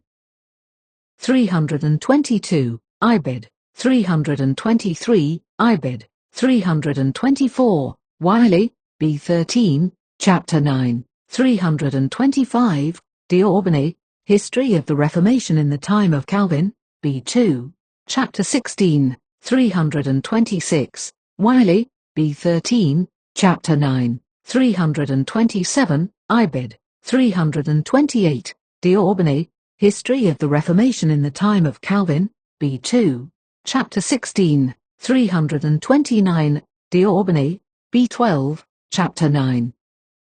330, Phil 1:12, 331, Acts 8:4, 332, Wiley B13, Chapter 7, 333, Martin, Volume 3, Chapter 13, 334, Wiley, B13, Chapter 9, 335, C. D'Orbigny, History of the Reformation in the Time of Calvin, B2, Chapter 30, 336, D'Orbigny, History of the Reformation in the Time of Calvin, B4, ch. 10, 337, D'Orbigny, History of the Reformation in the Time of Calvin, B4, ch. 10, 338, Wiley, B13, Chapter 20, 339, Wiley, B13, Chapter 21, 340, D'Orbigny, History of the Reformation in the Time of Calvin, B4, Chapter 12, 341, Wiley, B13, Chapter 21, 342, D'Orbigny, History of the Reformation in the Time of Calvin, B4, Chapter 12, 343, Wiley, B13, Chapter 21, 344, Dut 4:6, 345, Wiley B14, Chapter 3, 346, Zech 46, 347, 1 Cor 127, 25, 348, D'Orbigny, History of the Reformation in the Time of Calvin, B9, Chapter 17, 349, Jesuitism, for a statement concerning the origin, the principles, and the purposes of the Society of Jesus, as outlined by members of this order. See a work entitled Concerning Jesuits, edited by the Reverend John Gerard, S.J., and published in London, 1902, by the Catholic Truth Society. In this work it is said that the mainspring of the whole organization of the Society is a spirit of entire obedience. Let each one, writes St. Ignatius, persuade himself that those who live under obedience ought to allow themselves to be moved and directed by divine providence through their superiors, just as though they were a dead body, which allows itself to be carried anywhere and to be treated in any manner whatever, or as an old man's staff, which serves him who holds it in his hand in whatsoever way he will. This absolute submission is ennobled by its motive, and should be, continues the founder, prompt, joyous, and persevering. The obedient religious accomplishes joyfully that which his superiors have confided to him for the general good, assured that thereby he corresponds truly with the divine will. The Comtesse R. de Courson, in Concerning Jesuits, page 6. See also L. E. Dupin, A Compendious History of the Church, Cent. 16, Chapter 33, London ed. 1713, Volume IV, pages 132-135, Mosheim, Ecclesiastical History, Cent. 16, Sec. 3, Part 1, Chapter 1, Part 10, including Notes 5, 6, Encyclopaedia Britannica, 9th ed., Art, Jesuits, C. Peroisine, The Principles of the Jesuits, developed in a collection of extracts from their own authors, London, 1860. An earlier edition appeared in 1839. W.C. Cartwright, The Jesuits, Their Constitution and Teaching, London, 1876. E. L. Taunton, The History of the Jesuits in England, 1580 to 1773, London, 1901. 350. The Inquisition, see Catholic Encyclopedia, Art, Inquisition, contributed by J. Blutzer, S.J., Munich, H.C. Lee. History of the Inquisition in the Middle Ages, Limborch, History of the Inquisition, Volume 1, BK 1, Chapter 25, 2731, London ed. 1731, Tr. by S. Chandler, Volume 1, pages 131-142, 144-161, L. von Rank, History of the Popes, BK 2, Chapter 6, 351, Brandt, History of the Reformation in and about the Low Countries, B1, page 6. 352, Brandt, B1, page 14. 353, Martin, Volume 2, page 87. 354, Wiley, B18, Chapter 6. 355, Ibid. 356, C. Tertullian's Apology, par. 50. 357, John 7:16. 358, Gal 1:8. 359, Wiley, B10, Chapter 4. 360, Wiley, B10, Chapter 4. 361, D'Orbigny, B18, Chapter 4. 362, Ibid. 363, Ibid. 364, Anderson, Annals of the English Bible, page 19, Reverend ed. 1862. 365, Latimer, First Sermon Preached Before King Edward VI, ed. Parker Society. 366, Latimer, Sermon of the Plough. 367, Works of Hugh Latimer, Volume 1, page 13, ed. Parker Society. 368, Lang, Works of John Knox, Volume 2, pages 281, 284, ed. 1895. 369, Whitehead, John, Life of the Reverend Charles Wesley, page 102. 2D ed. 1845, 370, Job 9-2, margin.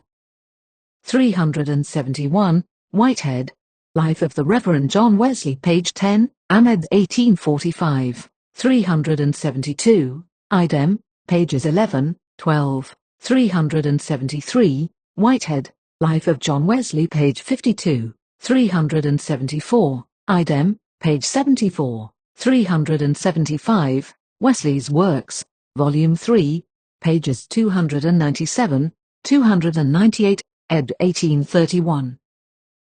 376, Wesley's Works, Volume 3, pages 152, 153, 377, McClintock and Strong's Cyclopedia, Art, Antinomians, ed. 1871, 378, Titus 2:11, 1 Tim 2:36, 379, John 1:9, 380, Wesley's Works, Sermon 25, 381, Ibid. 382, Wesley's Works, Sermon 35, 383, John 3:19, 384, Causes of the French Revolution, on the far-reaching consequences of the rejection of the Bible, and of Bible religion, by the people of France, C.H. von Sibbel, History of the French Revolution BK 5, Chapter 1, Pa. 37, H.T. Buckle, History of Civilization in England, Chapter 8, 12, N.Y. ed. 1895, Volume 1, pages 364-366, 369-371, 437, 550, 540, 541, Blackwood's Magazine, Volume 34, Number 215, November, 1833, page 739, J.G. Lorimer, An Historical Sketch of the Protestant Church in France, Chapter 8, Pa. 6, 7. 385, Reverend 11-11, 386, Prophetic Dates, the historical and chronological facts connected with the prophetic periods of Daniel 8 and 9, including many evidences pointing unmistakably to the year 457 BC, as the proper time from which to begin reckoning these periods, have been clearly outlined by many students of prophecy. See Stanley Leith's Old Testament Prophecy, Lectures 10, 11 Warburton Lectures for 1876 to 1880, W. Good, Fulfilled Prophecy, Sermon 10, including Note A. Warburton Lectures for 1854 to 1858, A. Tom, Chronology of Prophecy, pages 26-106 London ed. 1848, Sir Isaac Newton, Observations upon the Prophecies of Daniel, and the Apocalypse of St. John, Chapter 10 London ed. 1733, pages 128-143, Uriah Smith, Thoughts on Daniel and the Revelation Part 1, Chapter 8, 9, On the Date of the Crucifixion, C.W.M. Hales, Analysis of Chronology, Volume 1, pages 94-101, Volume 3, pages 164-158, 2D London ed. 1830, 387, Map 2422, 388, Reverend 11-4, Ps 119-105, 389, Efforts to suppress and destroy the Bible, referring to the long-continued efforts in France to suppress the Bible, particularly versions in the language of the common people. Gorson says, the Decree of Toulouse, 1229, which established the tribunal of the Inquisition against all the readers of the Bible in the vulgar tongue, was an edict of fire, bloodshed, and devastation. In its 3d, 4th, 5th, and 6th chapters, it ordained the entire destruction of the houses, the humblest places of concealment, and even the subterranean retreats of men convicted of possessing the Scriptures, that they should be pursued to the forests and caves of the earth, and that even those who harbored them should be severely punished. As a result, the Bible was everywhere prohibited. It vanished, as it were, underground. It descended into the tomb. These decrees were followed for 500 years by innumerable punishments, in which the blood of the saints flowed like water. L. Gorson, The Canon of the Holy Scriptures, Part 2, BK 2, Chapter 7, Sec 5, Prop 561, and Chapter 13, Sec 2, Prop 641, Part 2. On the special efforts made to destroy Bibles during the Reign of Terror, late in 1793, Dr. Lorimer says, wherever a Bible could be found it might be said to be persecuted to death, so much so, that several respectable commentators interpret the slaying of the two witnesses in the 11th chapter of the Apocalypse, of the general suppression, nay, destruction, of the Old and New Testaments in France at this period. J. G. Lorimer, An Historical Sketch of the Protestant Church in France, Chapter 8, Par. 4, 5. See also G. P. Fisher, The Reformation, Chapter 15, Part 16, E. Petival, The Bible in France, Chapter 2, Part 3, 8, 10, 13, 21, Paris ed. 1864, G. H. Putnam, The Censorship of the Church of Rome, Volume 1, Chapter 4, 1906 ed., pages 97, 99, 101, 102. Volume 2, Chapter 2, pages 1519, S. Miles, The Huguenots, Their Settlements, Churches, and Industries, etc., Chapter 1, Par. 32, 34, Chapter 2, Par. 6, Chapter 3, Par. 14, Chapter 18, Par. 5, with note, S. Miles, The Huguenots in France after the Revocation, Chapter 2, Par. 8, Chapter 10, Par. 30, Chapter 12, Par. 24, J. A. Wiley, History of Protestantism, BK 22, Chapter 6, Par. 3, 390, Reverend 11.5, 391, Reverend 22.18, 19, 392, X. 52. 393, Scott, Sir Walter, Life of Napoleon Bonaparte, Volume 1, Chapter 17, ed. 1854, 394, Blackwood's Magazine, November, 1870, 395, Scott, Volume 1, Chapter 17, 396, C. Wiley, B. 22, Chapter 6, 397, Wiley, B. 22, Chapter 7, 398, White, Henry, The Massacre of St. Bartholomew, Chapter 14, Par. 34, ed. 1871, 399, Scott, Volume 1, Chapter 17, 400, p. 7311, 401, Lake Retail's History, Volume 11, page 309, in Allison's History of Europe, Volume 1, Chapter 10, 402, ps. 14-1, 403, 2 Tim 39, 404, Scott, Volume I, Chapter 17, 405, Thiers, M.A., History of the French Revolution Volume 2, pages 370, 371, 406, Allison, Volume 1, Chapter 10, 407, Journal of Paris, 1793, number 318, quoted in Buquet-Roux's Collection of Parliamentary History, Volume XXX, pages 200, 201, 408, The Reign of Terror, on the responsibility of misguided leaders, in both church and state, and particularly in the church, for the scenes of the French Revolution.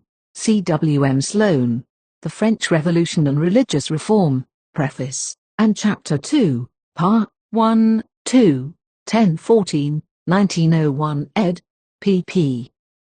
7, 9, 19, 20, 26, 31, 40, p. Schaff, in Papers of the American Society of Church History Volume 1, pages 38, 44, S. Miles, The Huguenots After the Revocation, Chapter 18, Par. 4, 6, 9, 10, 12, 16, 27, J. G. Lorimer, An Historical Sketch of the Protestant Church of France, Chapter 8, Part 6, 7a, Galton, Church and State in France, 1300 to 1907, Chapter 3, Sec 2 London ed.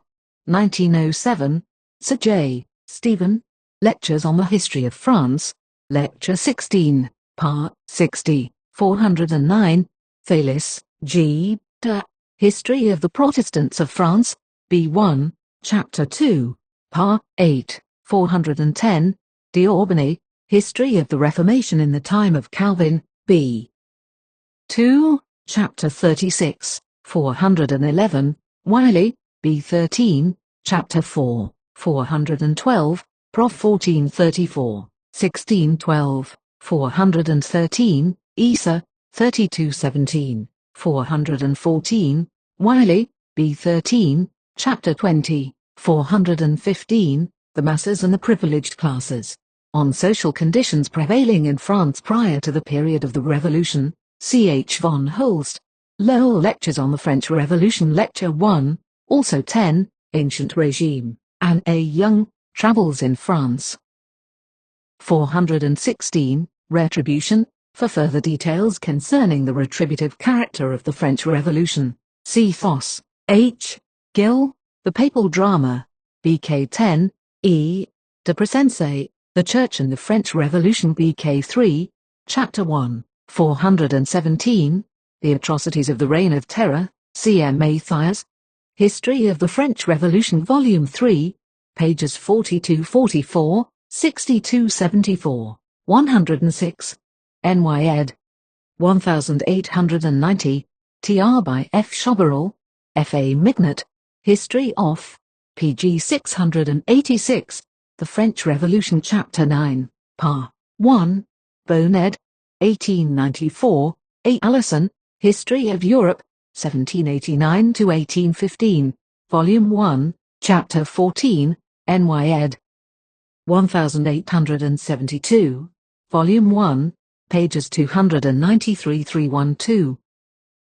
418, Isa, 4818, 22, Prof 133, 419, ECCL 81113, 420, IBID, 421, Prof 129, 31, 422, Reverend 1111, 423, Isa, 3723, 424, Jer 1621.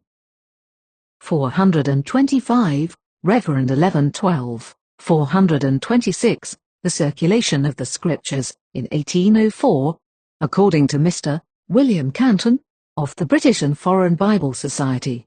All the Bibles extant in the world, in manuscript or in print, counting every version in every land, were computed at not many more than 4 millions. The various languages in which those 4 millions were written, including such bygone speech as the Moso-Gothic of Ulfilas and the Anglo-Saxon of Bede, are set down as numbering about 50. What is the Bible Society? Page 23, Reverend ed. 1904. 100 years later, at the close of its first centenary, the British and Foreign Bible Society was able to report a total distribution of Bibles, Testaments, or portions thereof, by that society alone, to the number of 186,680,101, a total that, in 1910, had grown to upwards of 220 million copies, in nearly 400 distinct tongues. To these totals must be added the millions of copies of the Scriptures or portions thereof, in many languages, distributed by other Bible societies and by various commercial agencies. The American Bible Society, the greatest of the daughters of the British Parent Society, during the first 94 years of its work, reported a total distribution of 87,296,182 copies. See Bible Society Record, June, 1910. According to conservative estimates, about 6 million copies of the Bible are printed annually by commercial houses, which, added to the combined output of the Bible societies, gives a total yearly circulation of more than 15 million copies. The Scriptures, in whole or in part, have been printed in more than 500 distinct tongues, and the work of translation into new languages and dialects is still carried forward with unflagging zeal. 427, Foreign Missions, Dr. G.P. Fisher, in a chapter on Christian missions in his History of the Christian Church, outlines the beginnings of the missionary movement, which, in the later years of the 18th century, ushered in a brilliant era of missionary activity, an era which, in the history of missions, is only less remarkable than first of the Christian ages. In 1792, the Baptist Society was founded, with Carey as one of its first missionaries. Carey sailed for India, and there, with the help of other members of the same society, founded the mission of Serampore. In 1795, the London Missionary Society was founded. In 1799, there was formed the organization which in 1812 became the Church Missionary Society. Soon afterward, the Wesleyan Missionary Society was founded. While the missionary activity was growing up in Great Britain, the Christians of America were becoming animated with a like zeal. In 1812, they founded the American Board of Commissioners for Foreign Missions, and in 1814, the American Baptist Missionary Union. Adoniram Judson, one of the first missionaries to go out from America, sailed for Calcutta in 1812, and reached Burma in July, 1813. In 1837, the Presbyterian Board was formed. C. Fisher, History of the Christian Church. Period 9, Chapter 7, Pa. 325, Dr. A. T. Pearson. In an article published in the Missionary Review of the World for January, 1910, declares, a half-century ago, China and Manchuria, Japan and Korea, Turkey and Arabia, and even the vast continent of Africa, were sleeping hermit nations, locked in the cell of long seclusion and exclusion. Central Asia was comparatively unexplored, as was Central Africa. In many lands, Satan's long occupation was undisputed and his empire unmolested. Papal countries were as intolerant as pagan. Italy and Spain imprisoned a man for daring to sell a Bible, or preach the gospel. France was practically infidel, and Germany permeated with rationalism, and over a large part of the mission field, the doors were shut and locked by a more or less rigid exclusion and caste system. Now the changes, on every side, are so remarkable and so radical that, to one who should suddenly come out of this middle period of the last century, the world would be unrecognizable. He who holds the keys of the two-leaved gates has been unlocking them, opening up all lands to the messenger of the cross, even in the eternal city, where, a half-century ago, a visitor had to leave his Bible outside the walls. There are Protestant chapels by the score, and a free circulation of the Scriptures. 428, Isa, 54:17, 429, Isa, 48, Ps 111:7, 8, 430, Martin, Volume 5, page 22, 431, Bancroft, George. History of the United States of America Part 1, Chapter 12, Pa. 6, 432, Palfrey, J.G., History of New England, ch.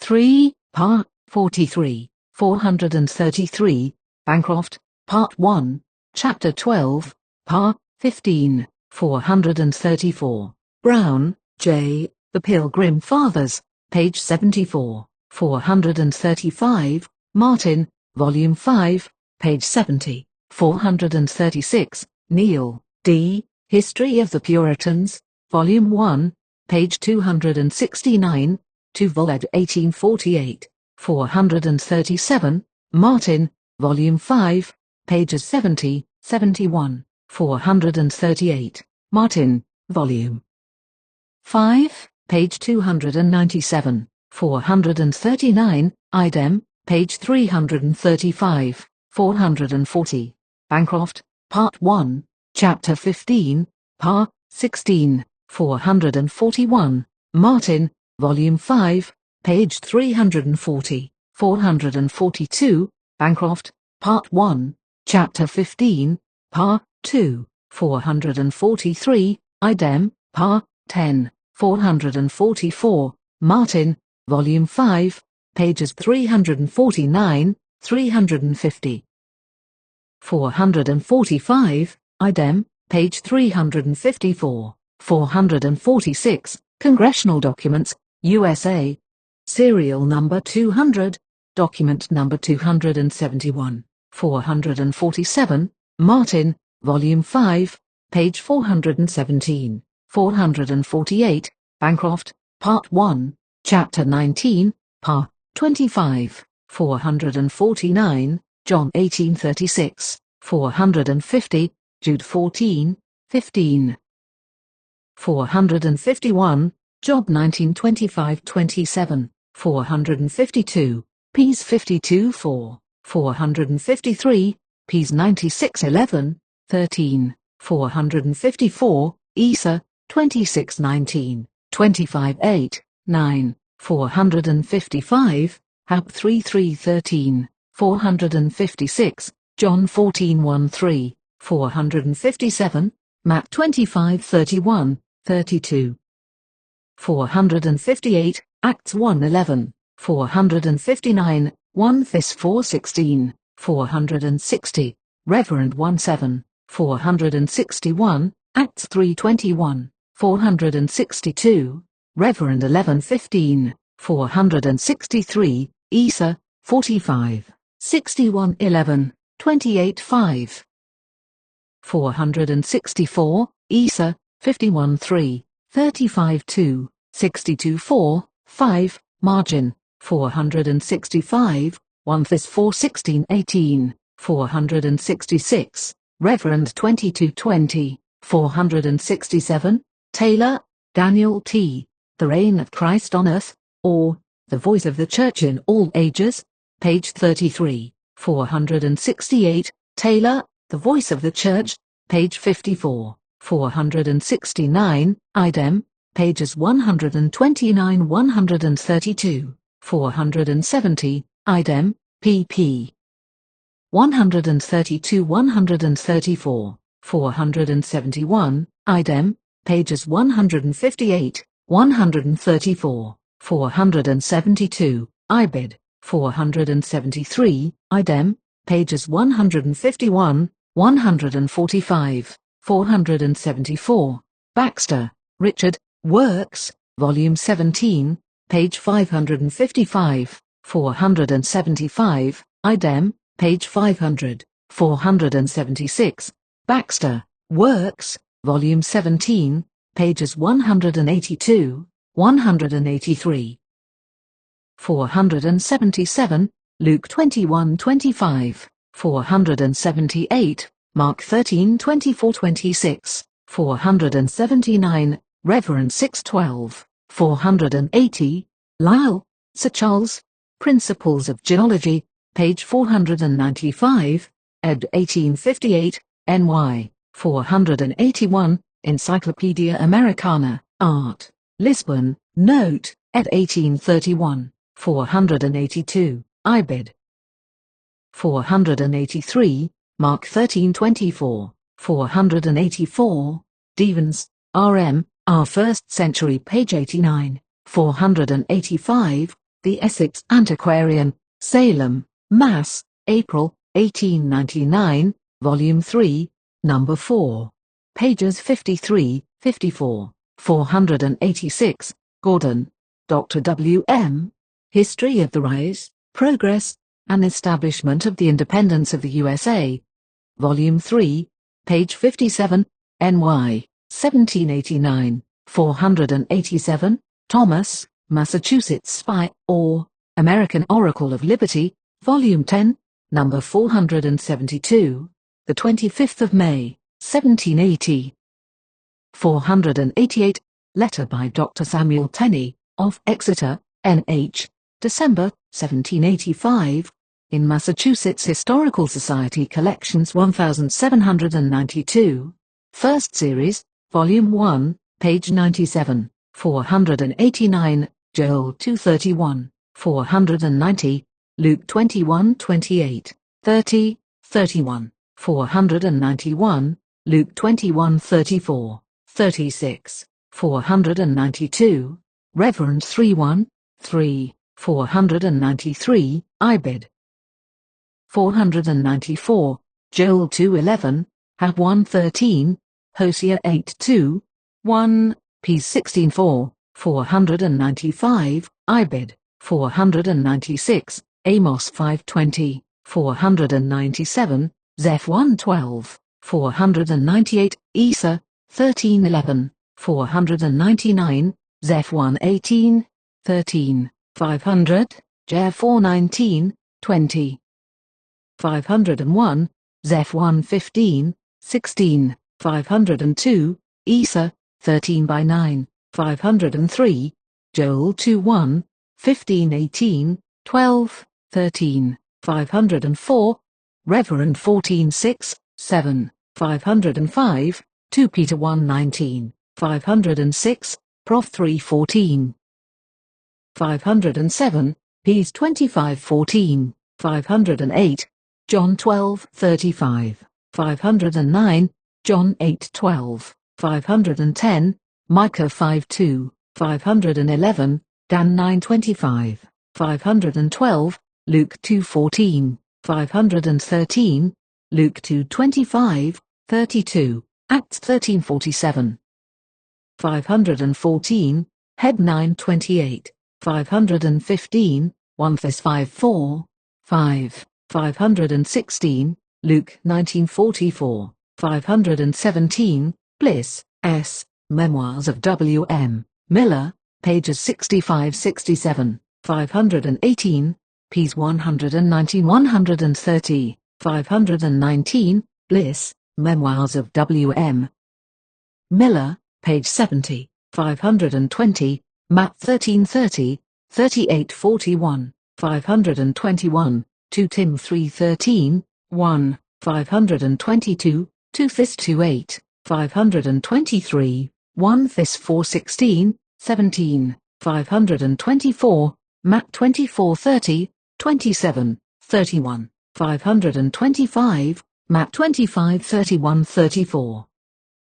526, Ibid, 527, 1 Cor 15:51-53, 528, 1 Cor 15:50, 529, see Luke 4:25, 530, Bliss, Memoirs of W. M. Miller, pages 74, 75, 531, Dut 29:29, 532, Amos 3:7. 533, see 2 Tim 3:16, 534, 2 Peter 1:21, 535, Rom 15:4, 536, Bliss, Memoirs of W. M. Miller, page 75, 537, Num 14:34, Ezra 4:6, 538, Bliss, Memoirs of W. M. Miller, page 76. 539, Dan 9:22, 23, 25, 27, 540, Ezra 7:12, 26, 541, Prophetic dates, the historical and chronological facts connected with the prophetic periods of Daniel 8 and 9, including many evidences pointing unmistakably to the year 457 BC, as the proper time from which to begin reckoning these periods, have been clearly outlined by many students of prophecy. See Stanley Leith's Old Testament Prophecy, Lectures 10, 11 Warburton Lectures for 1876 to 1880, W. Good, Fulfilled Prophecy, Sermon 10, including Note A Warburton Lectures for 1854 to 1858, A. Tom, Chronology of Prophecy, pages 26-106 London ed. 1848, Sir Isaac Newton, Observations upon the Prophecies of Daniel, and the Apocalypse of St. John, Chapter 10 London ed. 1733, pages 128-143, Uriah Smith, Thoughts on Daniel and the Revelation Part 1, Chapter 8, 9, On the Date of the Crucifixion, C.W.M. Hales, Analysis of Chronology, Volume 1, pages 94-101, Volume 3, pages 164-158, 2d London ed. 1830, 542, Acts 10:38, 543, Luke 4:18, 544, Mark 1:14, 15, 545, Matt 10:5, 6, 546, Acts 8:4, 5, 22-21. 547. Prophetic dates, the historical and chronological facts connected with the prophetic periods of Daniel 8 and 9, including many evidences pointing unmistakably to the year 457 BC, as the proper time from which to begin reckoning these periods, have been clearly outlined by many students of prophecy. See Stanley Leith's Old Testament Prophecy, Lectures 10, 11 Warburton Lectures for 1876 to 1880, W. Good, Fulfilled Prophecy, Sermon 10, including Note A. Warburton Lectures for 1854 to 1858, A. Tom, Chronology of Prophecy, pages 26-106 London ed. 1848, Sir Isaac Newton, Observations upon the Prophecies of Daniel, and the Apocalypse of St. John, Chapter 10 London ed. 1733, pages 128-143, Uriah Smith, Thoughts on Daniel and the Revelation Part 1, Chapter 8, 9, On the Date of the Crucifixion, C.W.M. Hales, Analysis of Chronology, Volume 1, pages 94-101, Volume 3, pages 164-158, 2D London ed. 1830. 548, Bliss, Memoirs of W.M. Miller, pages 76, 77, 549, Bliss, Memoirs of W.M. Miller, page 81, 550, Ezra, 33 8, 9, 551, Bliss, page 92, 552, Bliss, Memoirs of W.M. Miller, page 138, 553, Matt 24-29. 554, Reverend 613, 555, Devens, R.M., American Progress, or The Great Events of the Greatest Century Chapter 28, Pars 1-5, 556, Reed, F., in the Christian Advocate and Journal, the 13th of December, 1833, 557, The Old Countryman, in Portland Evening Advertiser, the 26th of November, 1833, 558, Matt 2433, 559, Reverend 612-17. 560, Litch, Josiah, Article in Signs of the Times, An Expositor of Prophecy, the 1st of August, 1840, 561, Fall of the Ottoman Empire.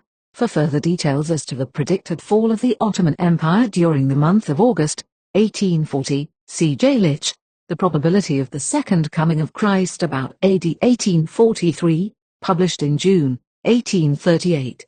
J. Litch, An Address to the Clergy, published in the spring of 1840, a second edition, with historical data in support of the accuracy of former calculations of the prophetic period, extending to the fall of the Ottoman Empire, was published in 1841, The Advent Shield and Review, Volume 1, 1844, Number 1, Article 2, pages 56, 57, 59, 61, J. N. Loughborough, The Great Advent Movement, pages 129-132, 1905 ed. J. Litch, Article in Signs of the Times, An Expositor of Prophecy, the 1st of August, 1840. See also Article in Signs of the Times, An Expositor of Prophecy, February 1, 1841, 562, Bliss, Memoirs of W.M. Miller, page 183, 563, Bliss, Memoirs of W.M. Miller, pages 250, 252, 564, Matt 2439, 565, John 14:3, 566, Acts 1:11, 567, Luke 24:52, 53. 568, Bliss, Memoirs of W.M. Miller, page 146, 569, Withholding the Bible from the People, on the attitude of the Roman Catholic Church toward the circulation of the Holy Scriptures, in vernacular versions, among the laity. See Catholic Encyclopedia, Art, Bible, also G. P. Fisher, The Reformation, Chapter 15, Par. 16, 1873 ed. pages 530–532. J. Cardinal Gibbons, The Faith of Our Fathers. Chapter 8, 49th ed. 1897, pages 98–117. J. Dowling, History of Romanism, B7, Chapter 2, Sec 14, and B9, Chapter 3, Sec 24–27, 1871 ed. Pages 491–496, 621–625. L. F. Bungener, History of the Council of Trent, pp. 101–110, 2d Edinburgh ed. 1853, tr by D. D. Scott, G. H. Putnam. Books and Their Makers During the Middle Ages, Volume 1, Part 2, Chapter 2, par. 49, 54–56, 570, Mat 2415, 571, Reverend 113, 572, Job 11:7, Isa, 55:8, 9, 46:9, 10, 573, 1 Peter 1:10–12, 574, Mark 1:15, 575, Micah 7:8, 9, Ps 139:12, 112:4, Isa, 42:16, 576, Dan 7:27, 577, Heb 4:16, 578, Matt 25:31, 32, 579, Luke 22:24,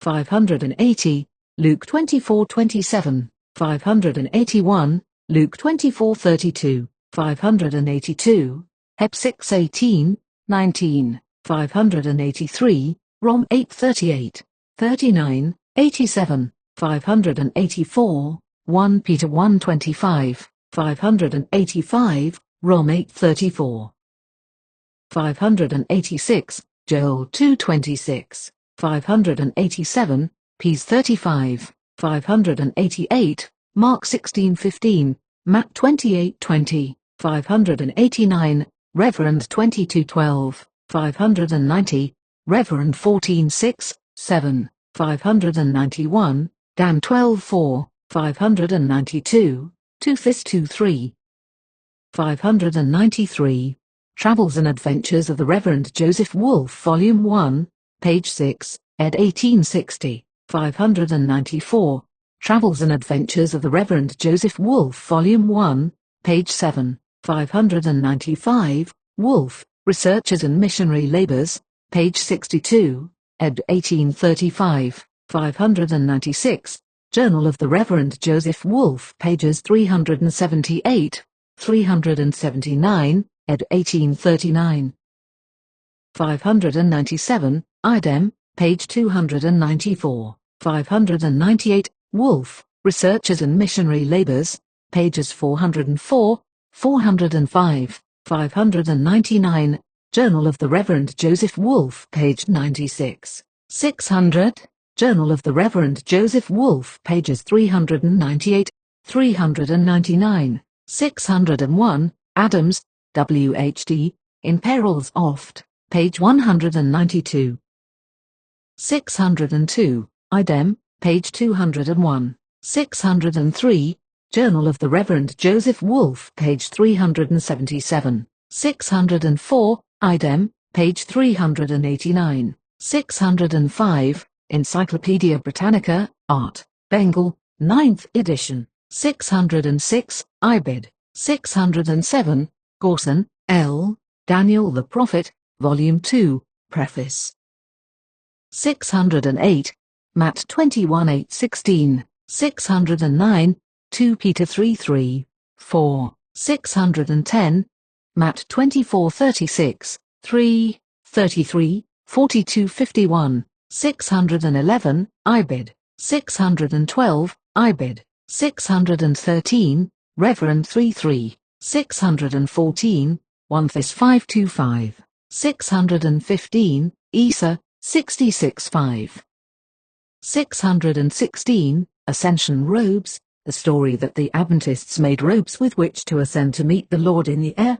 was invented by those who wished to reproach the cause. It was circulated so industriously that many believed it, but careful inquiry proved its falsity. For many years a large reward has been offered for proof that one such instance ever occurred, but the proof has not been produced. None who loved the appearing of the Saviour were so ignorant of the teachings of the Scriptures as to suppose that robes which they could make would be necessary for that occasion. The only robe which the saints will need to meet the Lord is the righteousness of Christ. See Reverend 19:8, 617, The Chronology of Prophecy, Dr. Geo. Bush, Professor of Hebrew and Oriental Literature in the New York City University, in a letter addressed to Mr. Miller, and published in the Advent Herald, and Signs of the Times Reporter, Boston, the 6th and 13th of March, 1844, made some important admissions relative to his calculation of the prophetic times. Mr. Bush wrote, "Neither is it to be objected, as I conceive, to yourself or your friends, that you have devoted much time and attention to the study of the chronology of prophecy, and have labored much to determine the commencing and closing dates of its great periods. If these periods are actually given by the Holy Ghost in the prophetic books, it was doubtless with the design that they should be studied, and probably, in the end, fully understood. And no man is to be charged with presumptuous folly, who reverently makes the attempt to do this, in taking a day as the prophetical term for a year. I believe you are sustained by the soundest exegesis, as well as fortified by the high names of Meade, Sir Isaac Newton, Kirby, Scott, Keith, and a host of others, who have long since come to substantially your conclusions on this head. They all agree that the leading periods mentioned by Daniel and John do actually expire about this age of the world, and it would be a strange logic that would convict you of heresy for holding in effect the same views which stand forth so prominently in the notices of these eminent divines. Your results in this field of inquiry do not strike me as so far out, off the way as to affect any of the great interests of truth and duty. Your error, as I apprehend, lies in another direction than your chronology. You have entirely mistaken the nature of the events which are to occur when those periods have expired. This is the head and front of your expository offending. 618, Bliss, Memoirs of W.M. Miller, page 328. 619, Ibid. 620, Congregational Journal, the 23rd of May, 1844. 621, Acts 4:32, 31, 247. 622, F 435. 623, Reverend 14:8. 624, Hosea 2:19. 625, Jer 3:14. 626, 2 Cor 11:2. 627, Ezra 16:8, 13:15, 32, Jer 3:20. 628, Reverend 17:4-6, 18. 629, Ezra 16:14, 15. 630, Ibid. 631, Dr. Challoner, The Catholic Christian Instructed, Preface, pages 21, 22, ed. 1897. 632, Hopkins, Samuel, Works, Volume 2, page 328, ed. 1854. 633, Guthrie, John, The Gospel in Ezekiel, page 237, Edinburgh, ed. 1857. 634, Toothis 27. 635, Robinson, Robert, Ecclesiastical Researches, Chapter 6, Par. 17, ed. 1792, p.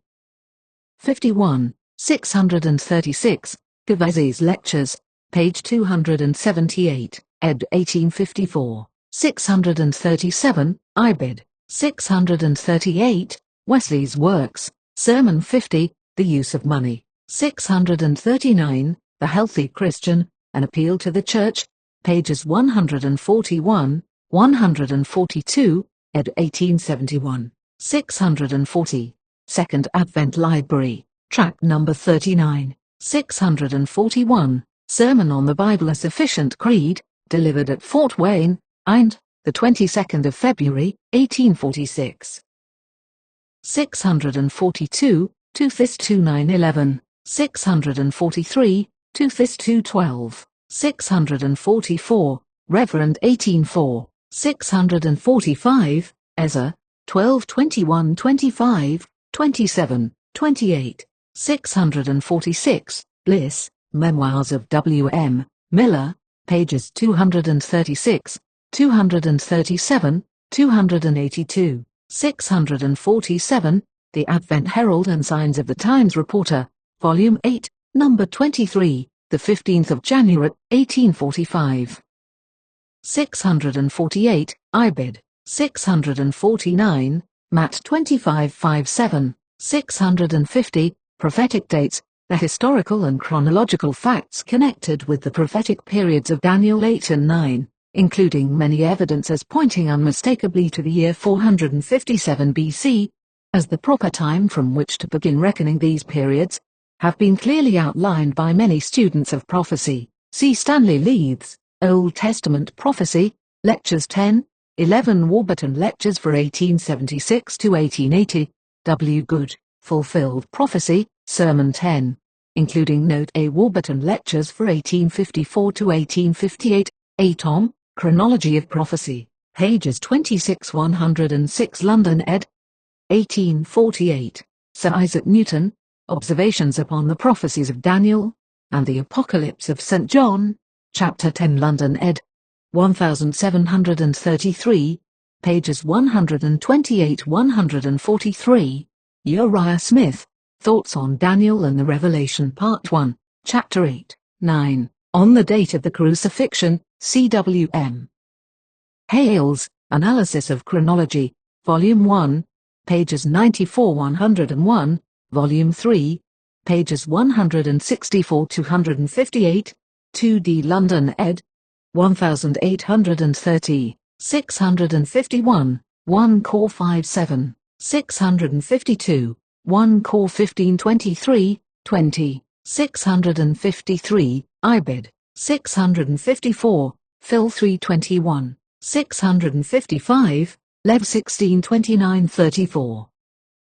656, Bliss, Memoirs of W. M. Miller, pages 270, 271, 657, Bliss, in the Advent Shield and Review, Volume 1, page 271, January, 1845, 658, Matt 21-9, 659, John 2013, 660, Luke 1940, 661, Acts 17:3.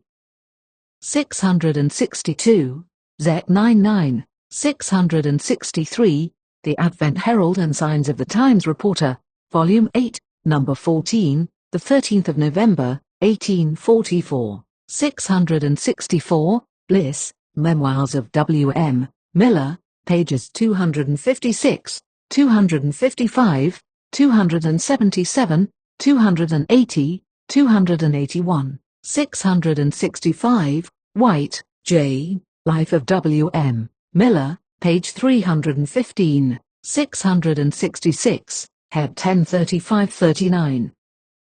667, Dan 814, 668, Heb 915, 669, X, 25-8, 670, Heb 8-1, 2, 671, X, 25-9, 40, 672, Heb 9-9, 23, 85, 924, 673, Dan 710. 674, Reverend 45, 675, Reverend 83, 676, Reverend 1119, 677, Zech 613, 678, F2 2022, 679, Reverend 156, 680, Luke 132, 33, 681, Reverend 321, 682, Isa, 53-4, Heb 415, 218, 1 John 2-1, 683, John 16:26, 27, 684, 2 Cor 5:19, 685, John 3:16.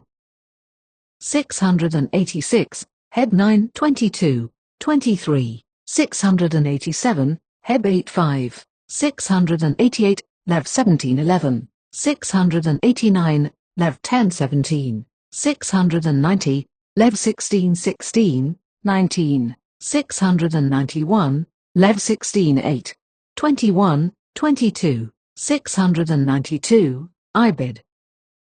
693, Heb 9:24, 694, Heb 6:19, 20, 9:12, 695, Reverend 22:12, 696, Dan 7:13, 697, Mal 3:1, 698, Toothis 1:8, 699, Mal 3:2, 3.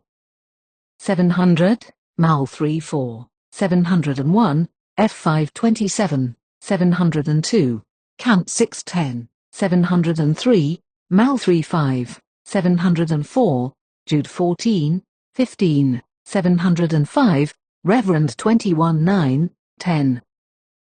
706, Reverend 19:9, 707, Dan 7:14, Reverend 21:2, 708, Matt 8:11, Luke 22:30, 709, Luke 12:36, 710, Matt 22:11, 711, Reverend 7:14, 712, Lev 16:17, 713, Reverend 3:7, 8, 714, Matt 23:38, 715, Toothis 2:10, 12, 716, Reverend 11:19, 717, Matt 5:18, 718, Ps 119:89, 111:7, 8. 719, X 28:11, 720, Reverend 3:7, 8, 721, a threefold message, Rev 14:6, 7, foretells the proclamation of the first angel's message. Then the prophet continues, there followed another angel, saying, Babylon is fallen, and the third angel followed them. The word here rendered followed, means, in constructions like that in this text, to go with. Liddell and Scott render the word thus, to follow one, go after or with him. Robinson says, to follow, to go with, to accompany anyone. It is the same word that is used in Mark 5:24, Jesus went with him, and much people followed him, and thronged him. It is also used of the redeemed 144,000, where it is said, these are they which follow the Lamb whithersoever he goeth.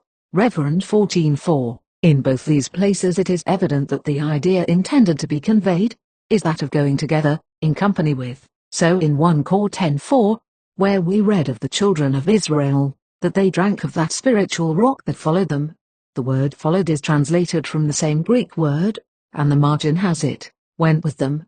From this we learn that the idea in Reverend 14:8, 9, is not simply that the second and third angels followed the first in point of time, but that they went with him. The three messages are but one threefold message. They are three only in the order of their rise. But having risen, they go on together, and are inseparable. 722, Rom 2:12-16, 723, Heb 11:6, Rom 14:23, 724, ECCL 12:13, 725, 1 John 5:3, Prof 28:9, 726, Ps 96:5, 727, Isa 40:25, 26, 45:18, 728, Ps 103, 95:6, 729, Reverend 4:11, 730, X 2010, 11, 731, Ezra 2020, 732, X 31:17, 733, Andrews, J.N., History of the Sabbath, Chapter 27.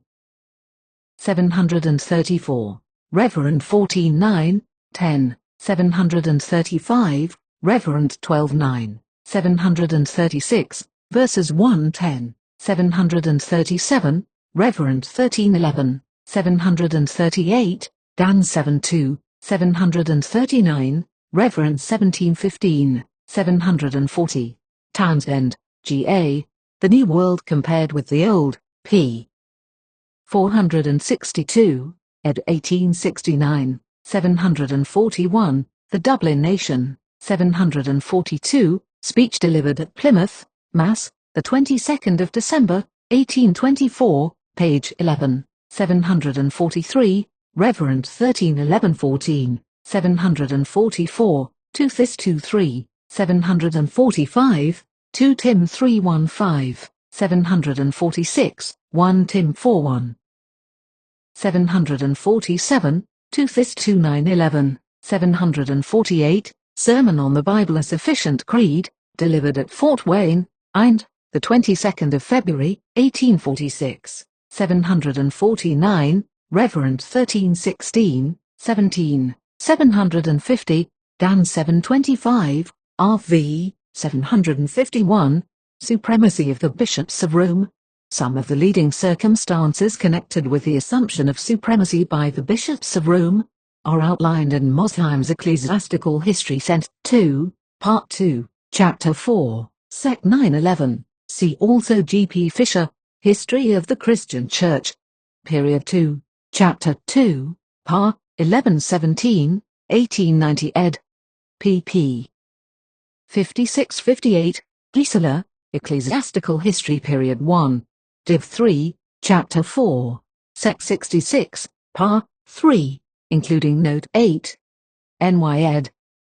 1836, Tr. by F. Cunningham, J. N. Andrews, History of the Sabbath, pages 276-279, 3d ed. Reverend, 752, Mark 2:28, Isa, 58:13, 753, Matt 5:17-19, 754, Eliot, George, The Abiding Sabbath, page 184. 755, Wattle, A.E., The Lord's Day, page 186, 756, Idem, pages 187, 188, 757, Tuberville, H., An Abridgment of the Christian Doctrine, page 58, 758, Plain Talk About Protestantism, page 213, 759, Reverend 1316, 760, Reverend 15:2, 3. 761, Isa, 56:1, 2, 6, 7, 762, Isa, 56:8, 763, Isa, 8:16, 20, 764, Ibid, 765, Isa, 58:1, 2, 766, Isa, 58:12, 13, 767, Job 38:6, 7, General 213. 768, 2 Thess 2:3, 769, Heb 3:19, 770, John 3:20, 771, Ezra 3:7, 2:7, 772, Ezra 33:7-9, 773, 2 Cor 4:17, 774, Heb 11:26. 775, Isa, 51:7, 8, 776, 1 Peter 3:3, 4, 777, 2 Cor 7:9-11, 778, Matt 7:16, 779, Ps 119:45, 780, James 2:8, 125.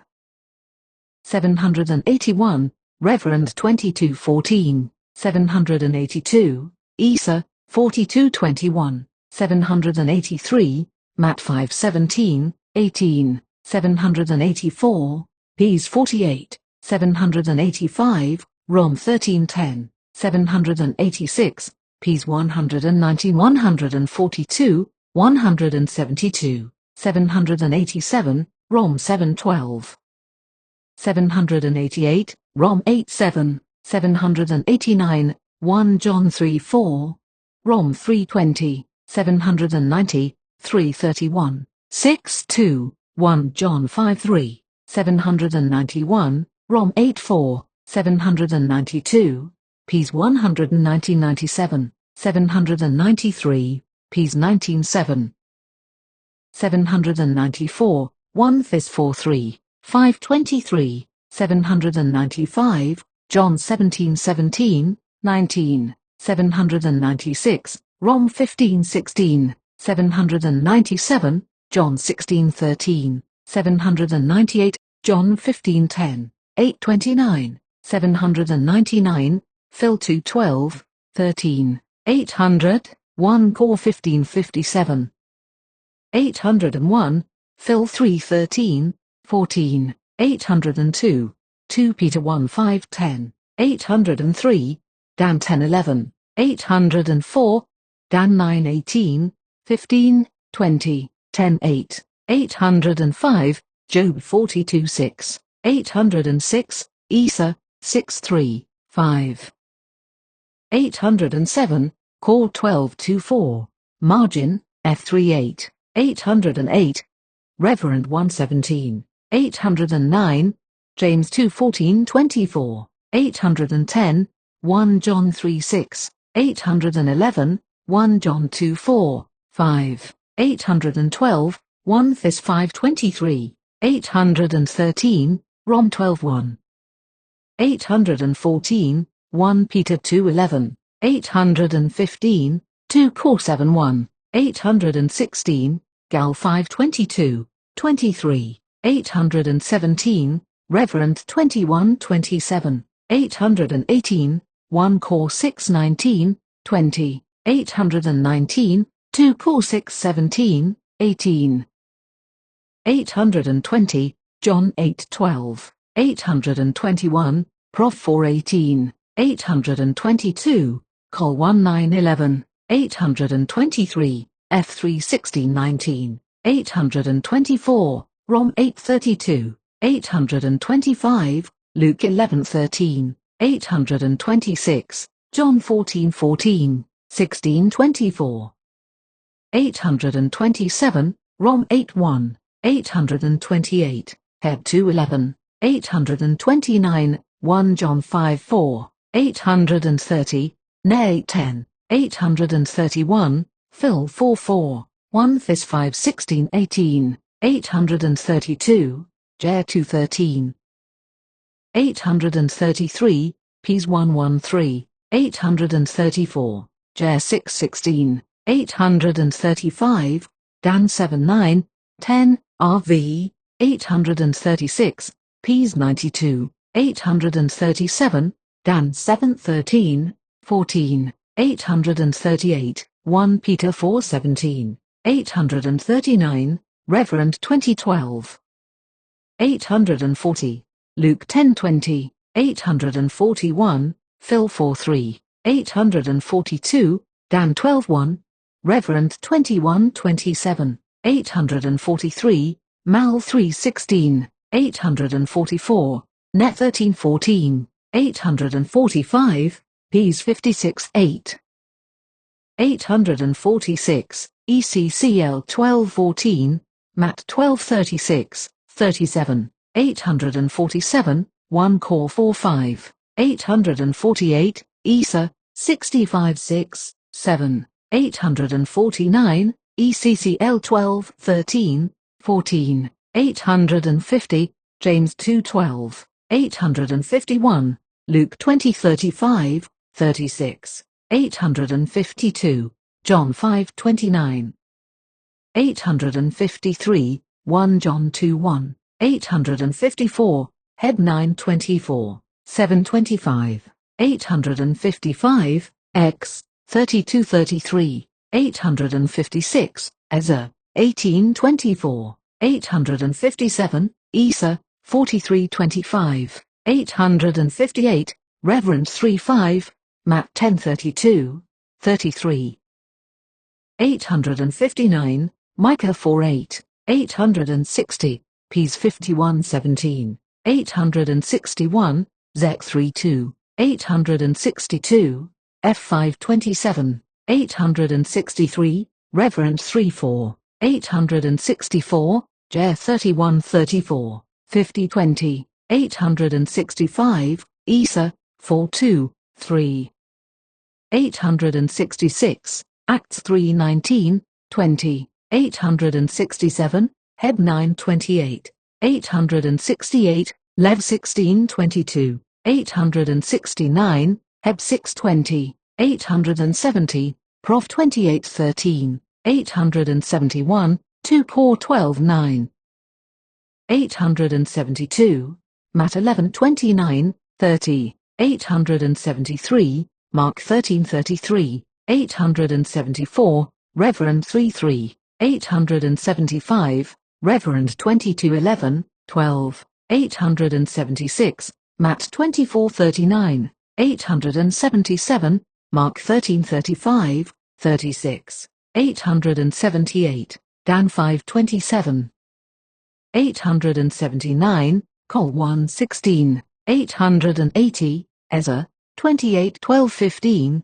17, 881, Ibid, 882, Ezra 28:6, Isa 14:13, 14, 883, X 34:6, 7, 884, John 17:24, 885, Heb 1:6, 886, 2 Cor 5:19, 887, Heb 2:14, 888, Isa 14:13, 14, Ezra 28:18, 19, 889, Mal 4:1, 890, Nahum 1:9, 891, General 3:15, 892, 2 Tim 3:12, 893, 2 Cor 4:4, 894, F 6:12, margin,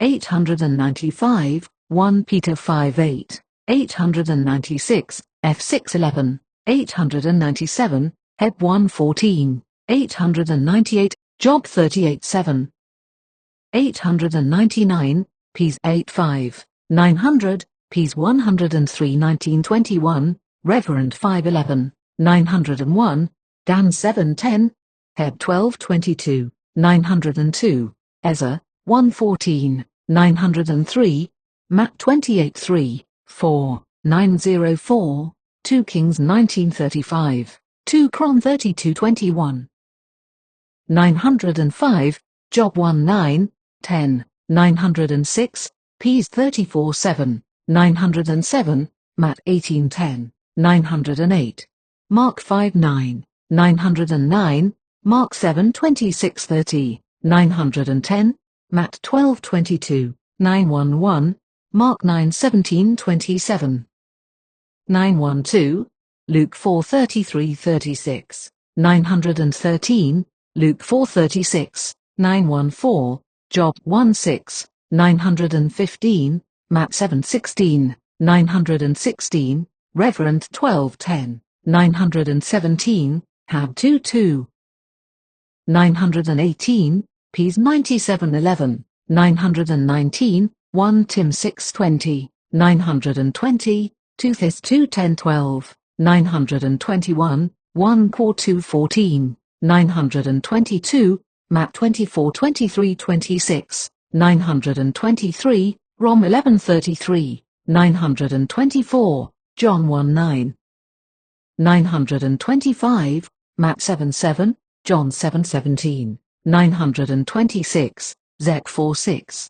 927, 1 Peter 3:12, 13, 928, Num 23:8, 10, 20, 21, 23, 24:9, 929, Ibid, 930, General 3:1, 931, General 3:2, 932, General 3:19, 933, Rom 5:12, 2 Tim 1:10, 934, John 3:36, 935, Rom 2:7, 936, Ezra 18:20, 937, General 3:24.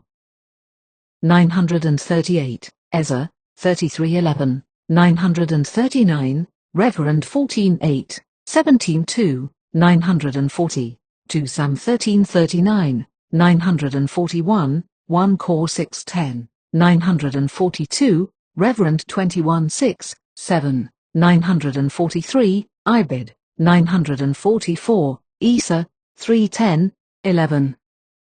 945, ECCL 8:12, 13, 946, Rom 2:5, 6, 9, 947, F55, ARV, 948, Heb 12:14, 949, Reverend 22:14, 15, 950, X 34:6, 7, 951, Ps 145:20, 37:38. 952, General 6:5, 11, 953, Rom 6:23, 954, Dut 30:15, 955, Acts 24:15, 956, 1 Cor 15:22, 957, John 5:28, 29. 958, Reverend 26, 959, Ps 37:10, Obadiah 16, 960, Ps 9:5, 6, 961, Reverend 5:13, 962, Ps 146:4, 963, ECCL 9:5, 6, 10, 964, Isa 38:18, 19.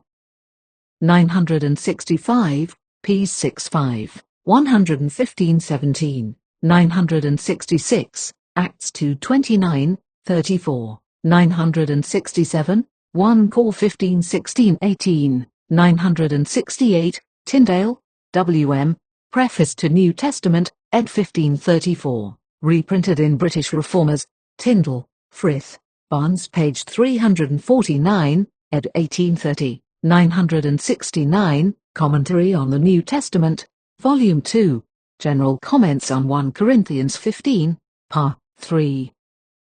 970, John 14:2, 3, 971, 1 Thess 4:16, 18, 972, Acts 17:31, 973, Jude 6, 14, 15, 974, Reverend 2012, 975, Matt 25:21, 41, 976, Ibid.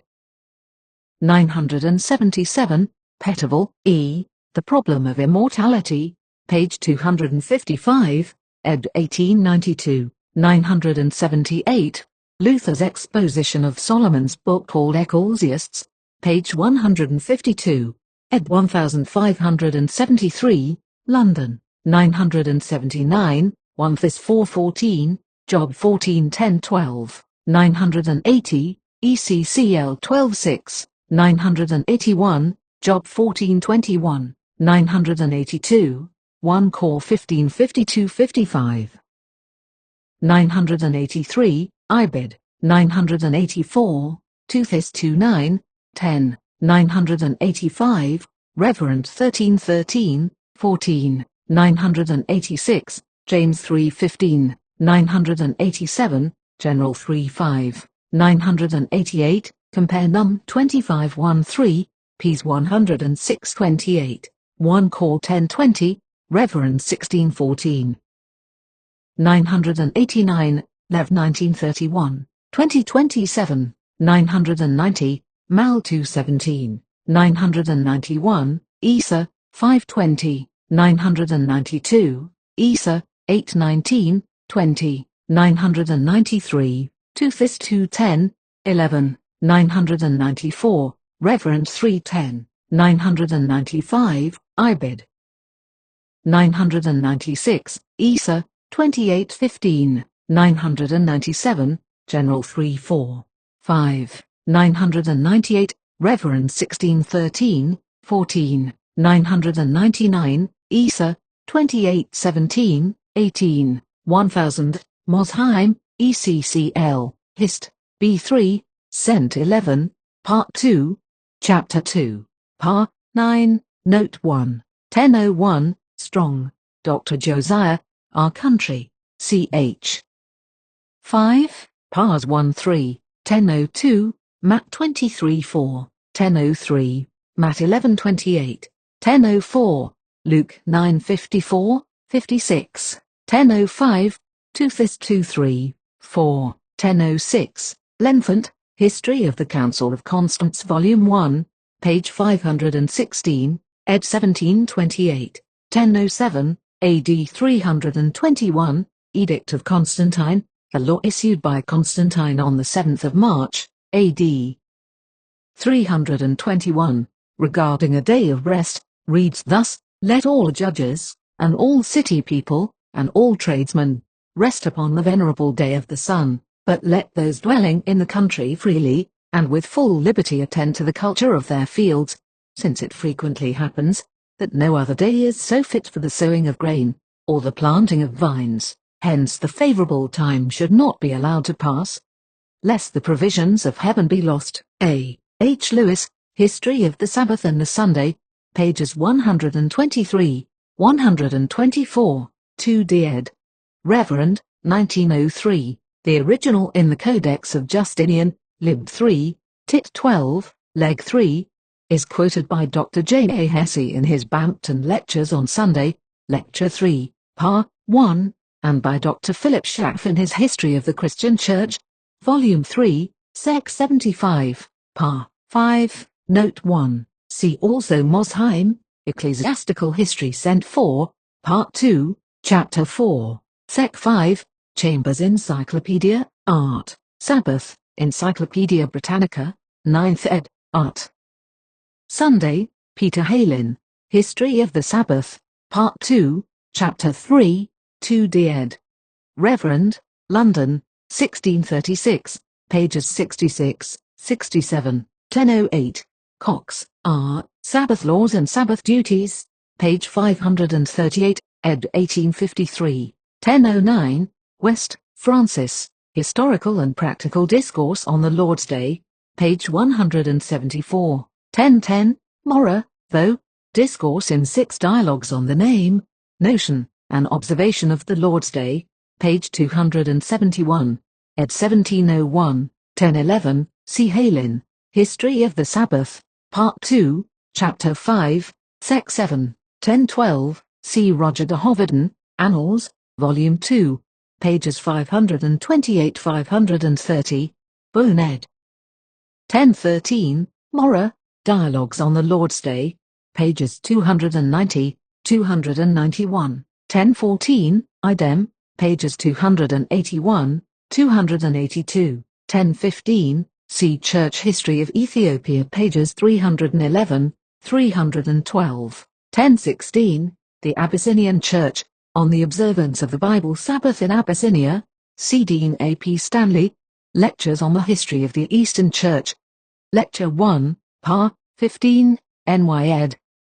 1862, pages 96, 97. Michael Geddes, Church History of Ethiopia, pages 87, 88, 311, 312. Gibbon, Decline and Fall of the Roman Empire, Chapter 47, Par. 37-39. Samuel Gorbar, Journal of 3 Years' Residence in Abyssinia, pp. 55-58, 83, 93, 97, 98, NY ed. 1850. A. H. Lewis, A Critical History of the Sabbath and the Sunday in the Christian Church, pages 208-215, 2d ed. Reverend, 1017, Reverend 1311-16, 1018, Reverend 13-3, 1019, Toothis 28, 1020, Reverend 13-8. 1021, Dowling, J. History of Romanism, B5, Chapter 6, Sec 55, 1022, Mosheim, Ecclesiastical History B3, Cent 11, Part 2, Chapter 2, Sec 9, Note 8, Tr by Murdoch, Dictates of Hildebrand, Gregory 7, C. Baronius, Ecclesiastical Annals, and 1076, Antwerp ed. 1608. Volume 11, page 479. A copy of the dictates, in the original, may also be found in Gisela, Ecclesiastical History Period 3, Sec 47, Note 4, ed. 1836, Tr by F. Cunningham. An English translation is given in Mosheim, Ecclesiastical History BK 3, Cent 11, Part 2, Chapter 2, Sec 9, Note 8, Soames ed. Tr. by Murdoch, 1023, James 2:10, 1024, Isa, 59:14, 1025, Isa, 24:4, 5, 1026, 1 Kings 18:17, 18, 1027, Reverend 12:17, 1028, Isa, 8:20. 1029, Reverend 14:9:11, 1030, 2 Tim 4:3, 1031, Prov 16:25, 1032, Mark 12:24, 1033, John 7:17, 1034, Ps 119:18, 1035, Isa, 59:19. 1036, John 14:26, 1037, Ps 119:11, 1038, Heb 1029, 1039, F5 14:16, 1040, Ps 119, 1999, 104, 1041, Prov 3:13, Jer 17:8. 1042, Reverend 18:1, 2, 4, 1043, Reverend 14:8, 1044, Reverend 18:5, 1045, Reverend 13:16, 1046, Reverend 14:9, 10, 1047, 2 Tim 3:12, 1048, Hosea 6:3. 1049, Joel 2:23, 1050, Acts 2:17, 21, 1051, Acts 3:19, 20, 1052, Reverend 13:13, 1053, Dan 12:1, 1054, Reverend 22:11. 1055, John 11:50, 1056, Jer 35:7, 1057, General 32:24-30, 1058, Hosea 12:4, 1059, Reverend 3:10, 1060, Isa, 27:5, 1061, General 32:30. 1062, Ezra, 14:20, 1063, John 14:30, 1064, Reverend 12:12, 1065, Reverend 1:13-15, 1066, Acts 8:10, 1067, Matt 24:24-27, 31, 25:31, Reverend 1:7, 1 Thess 4:16, 17. 1068, Isa, 33:16, 1069, Isa, 49:14-16, 1070, Zech 2:8, 1071, Isa, 28:21, 1072, Ezra, 33:11, 1073, X, 34:6, 7, Nahum 1:3. 1074, Reverend 14:9, 10, 1075, Reverend 16:2-6, 8, 9, 1076, Ibid, 1077, Joel 1:10-12, 17:20, Amos 8:3, 1078, Amos 8:11, 12, 1079, Isa, 33:16, 41:17, 1080, Hab 3:17, 18.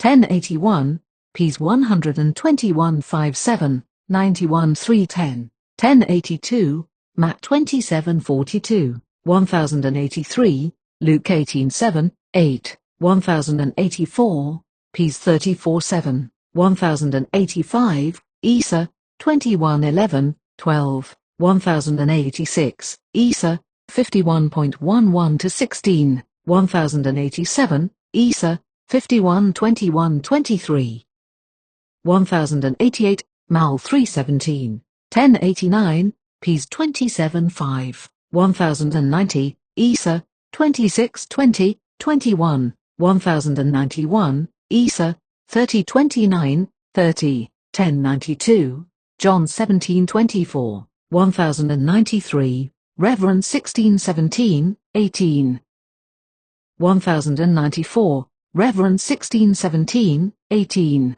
1095, Reverend 16 19, 21, 1096, Dan 12 2, 1097, Reverend 1 7, 1098, Isa 13 6, 1099, Isa 2 10 12, 20, 21, margin 1100, Ps 46 13, 1101, Ps 56, 1102, Mal 318, 1103, Reverend 1911, 14, 1104, Hab 33, 4, 1105, Reverend 1916, 1106, Jer 36, Nahum 210, 1107, Ps 53, 4, 1108, Reverend 6 15 17, 1109,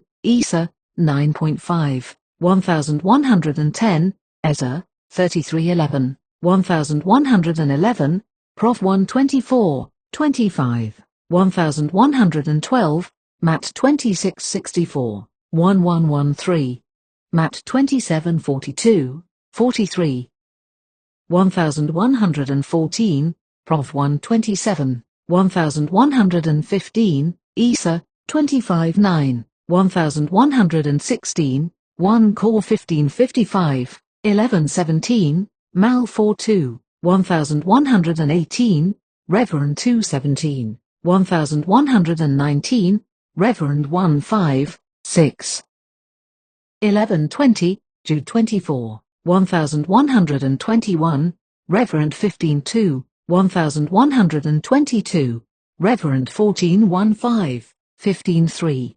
1123, Ibid, 1124, Reverend 7 14 17, 1125, Ibid, 1126, Ibid, 1127, Ps 56, 1128, Isa 25 8, 1129, Isa 62 12, 61 3, 1130, Reverend 7 10, 12, 1131, Reverend 18 5 10, 1132, Reverend 18 3, 15 17, 1133, Jer 8 11, Ezra 13 22, 1134, Jer 23 1, 2, 25 34, 35, margin 1135, Jer 25 31,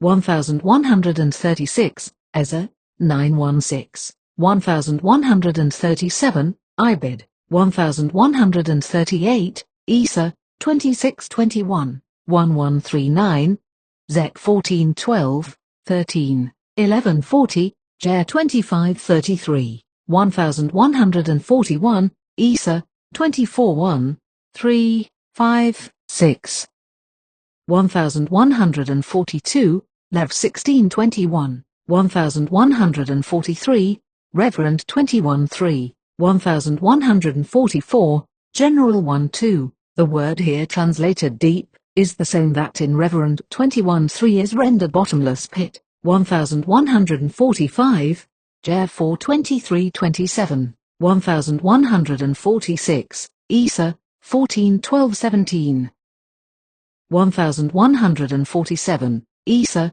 14 18 20, 1148, Isa, 1436, RV, 1149, 1 Cor 45, 1150, Dan 7:22, 1151, Reverend 24, 6, 1 Cor 6:2, 3, 1152, Ibid, 1153, Ibid, 1154, Jude 6. 1155, Reverend 25, Isa, 24:22, 1156, Ibid, 1157, Zech 14:5, 4, 9, 1158, Reverend 7:9, 1159, Reverend 2011, 12, 1160, Matt 25:40, 1161, Reverend 15:3, 1162, Reverend 15:4, 1163, Ps 145:10, 1164, Reverend 5:12.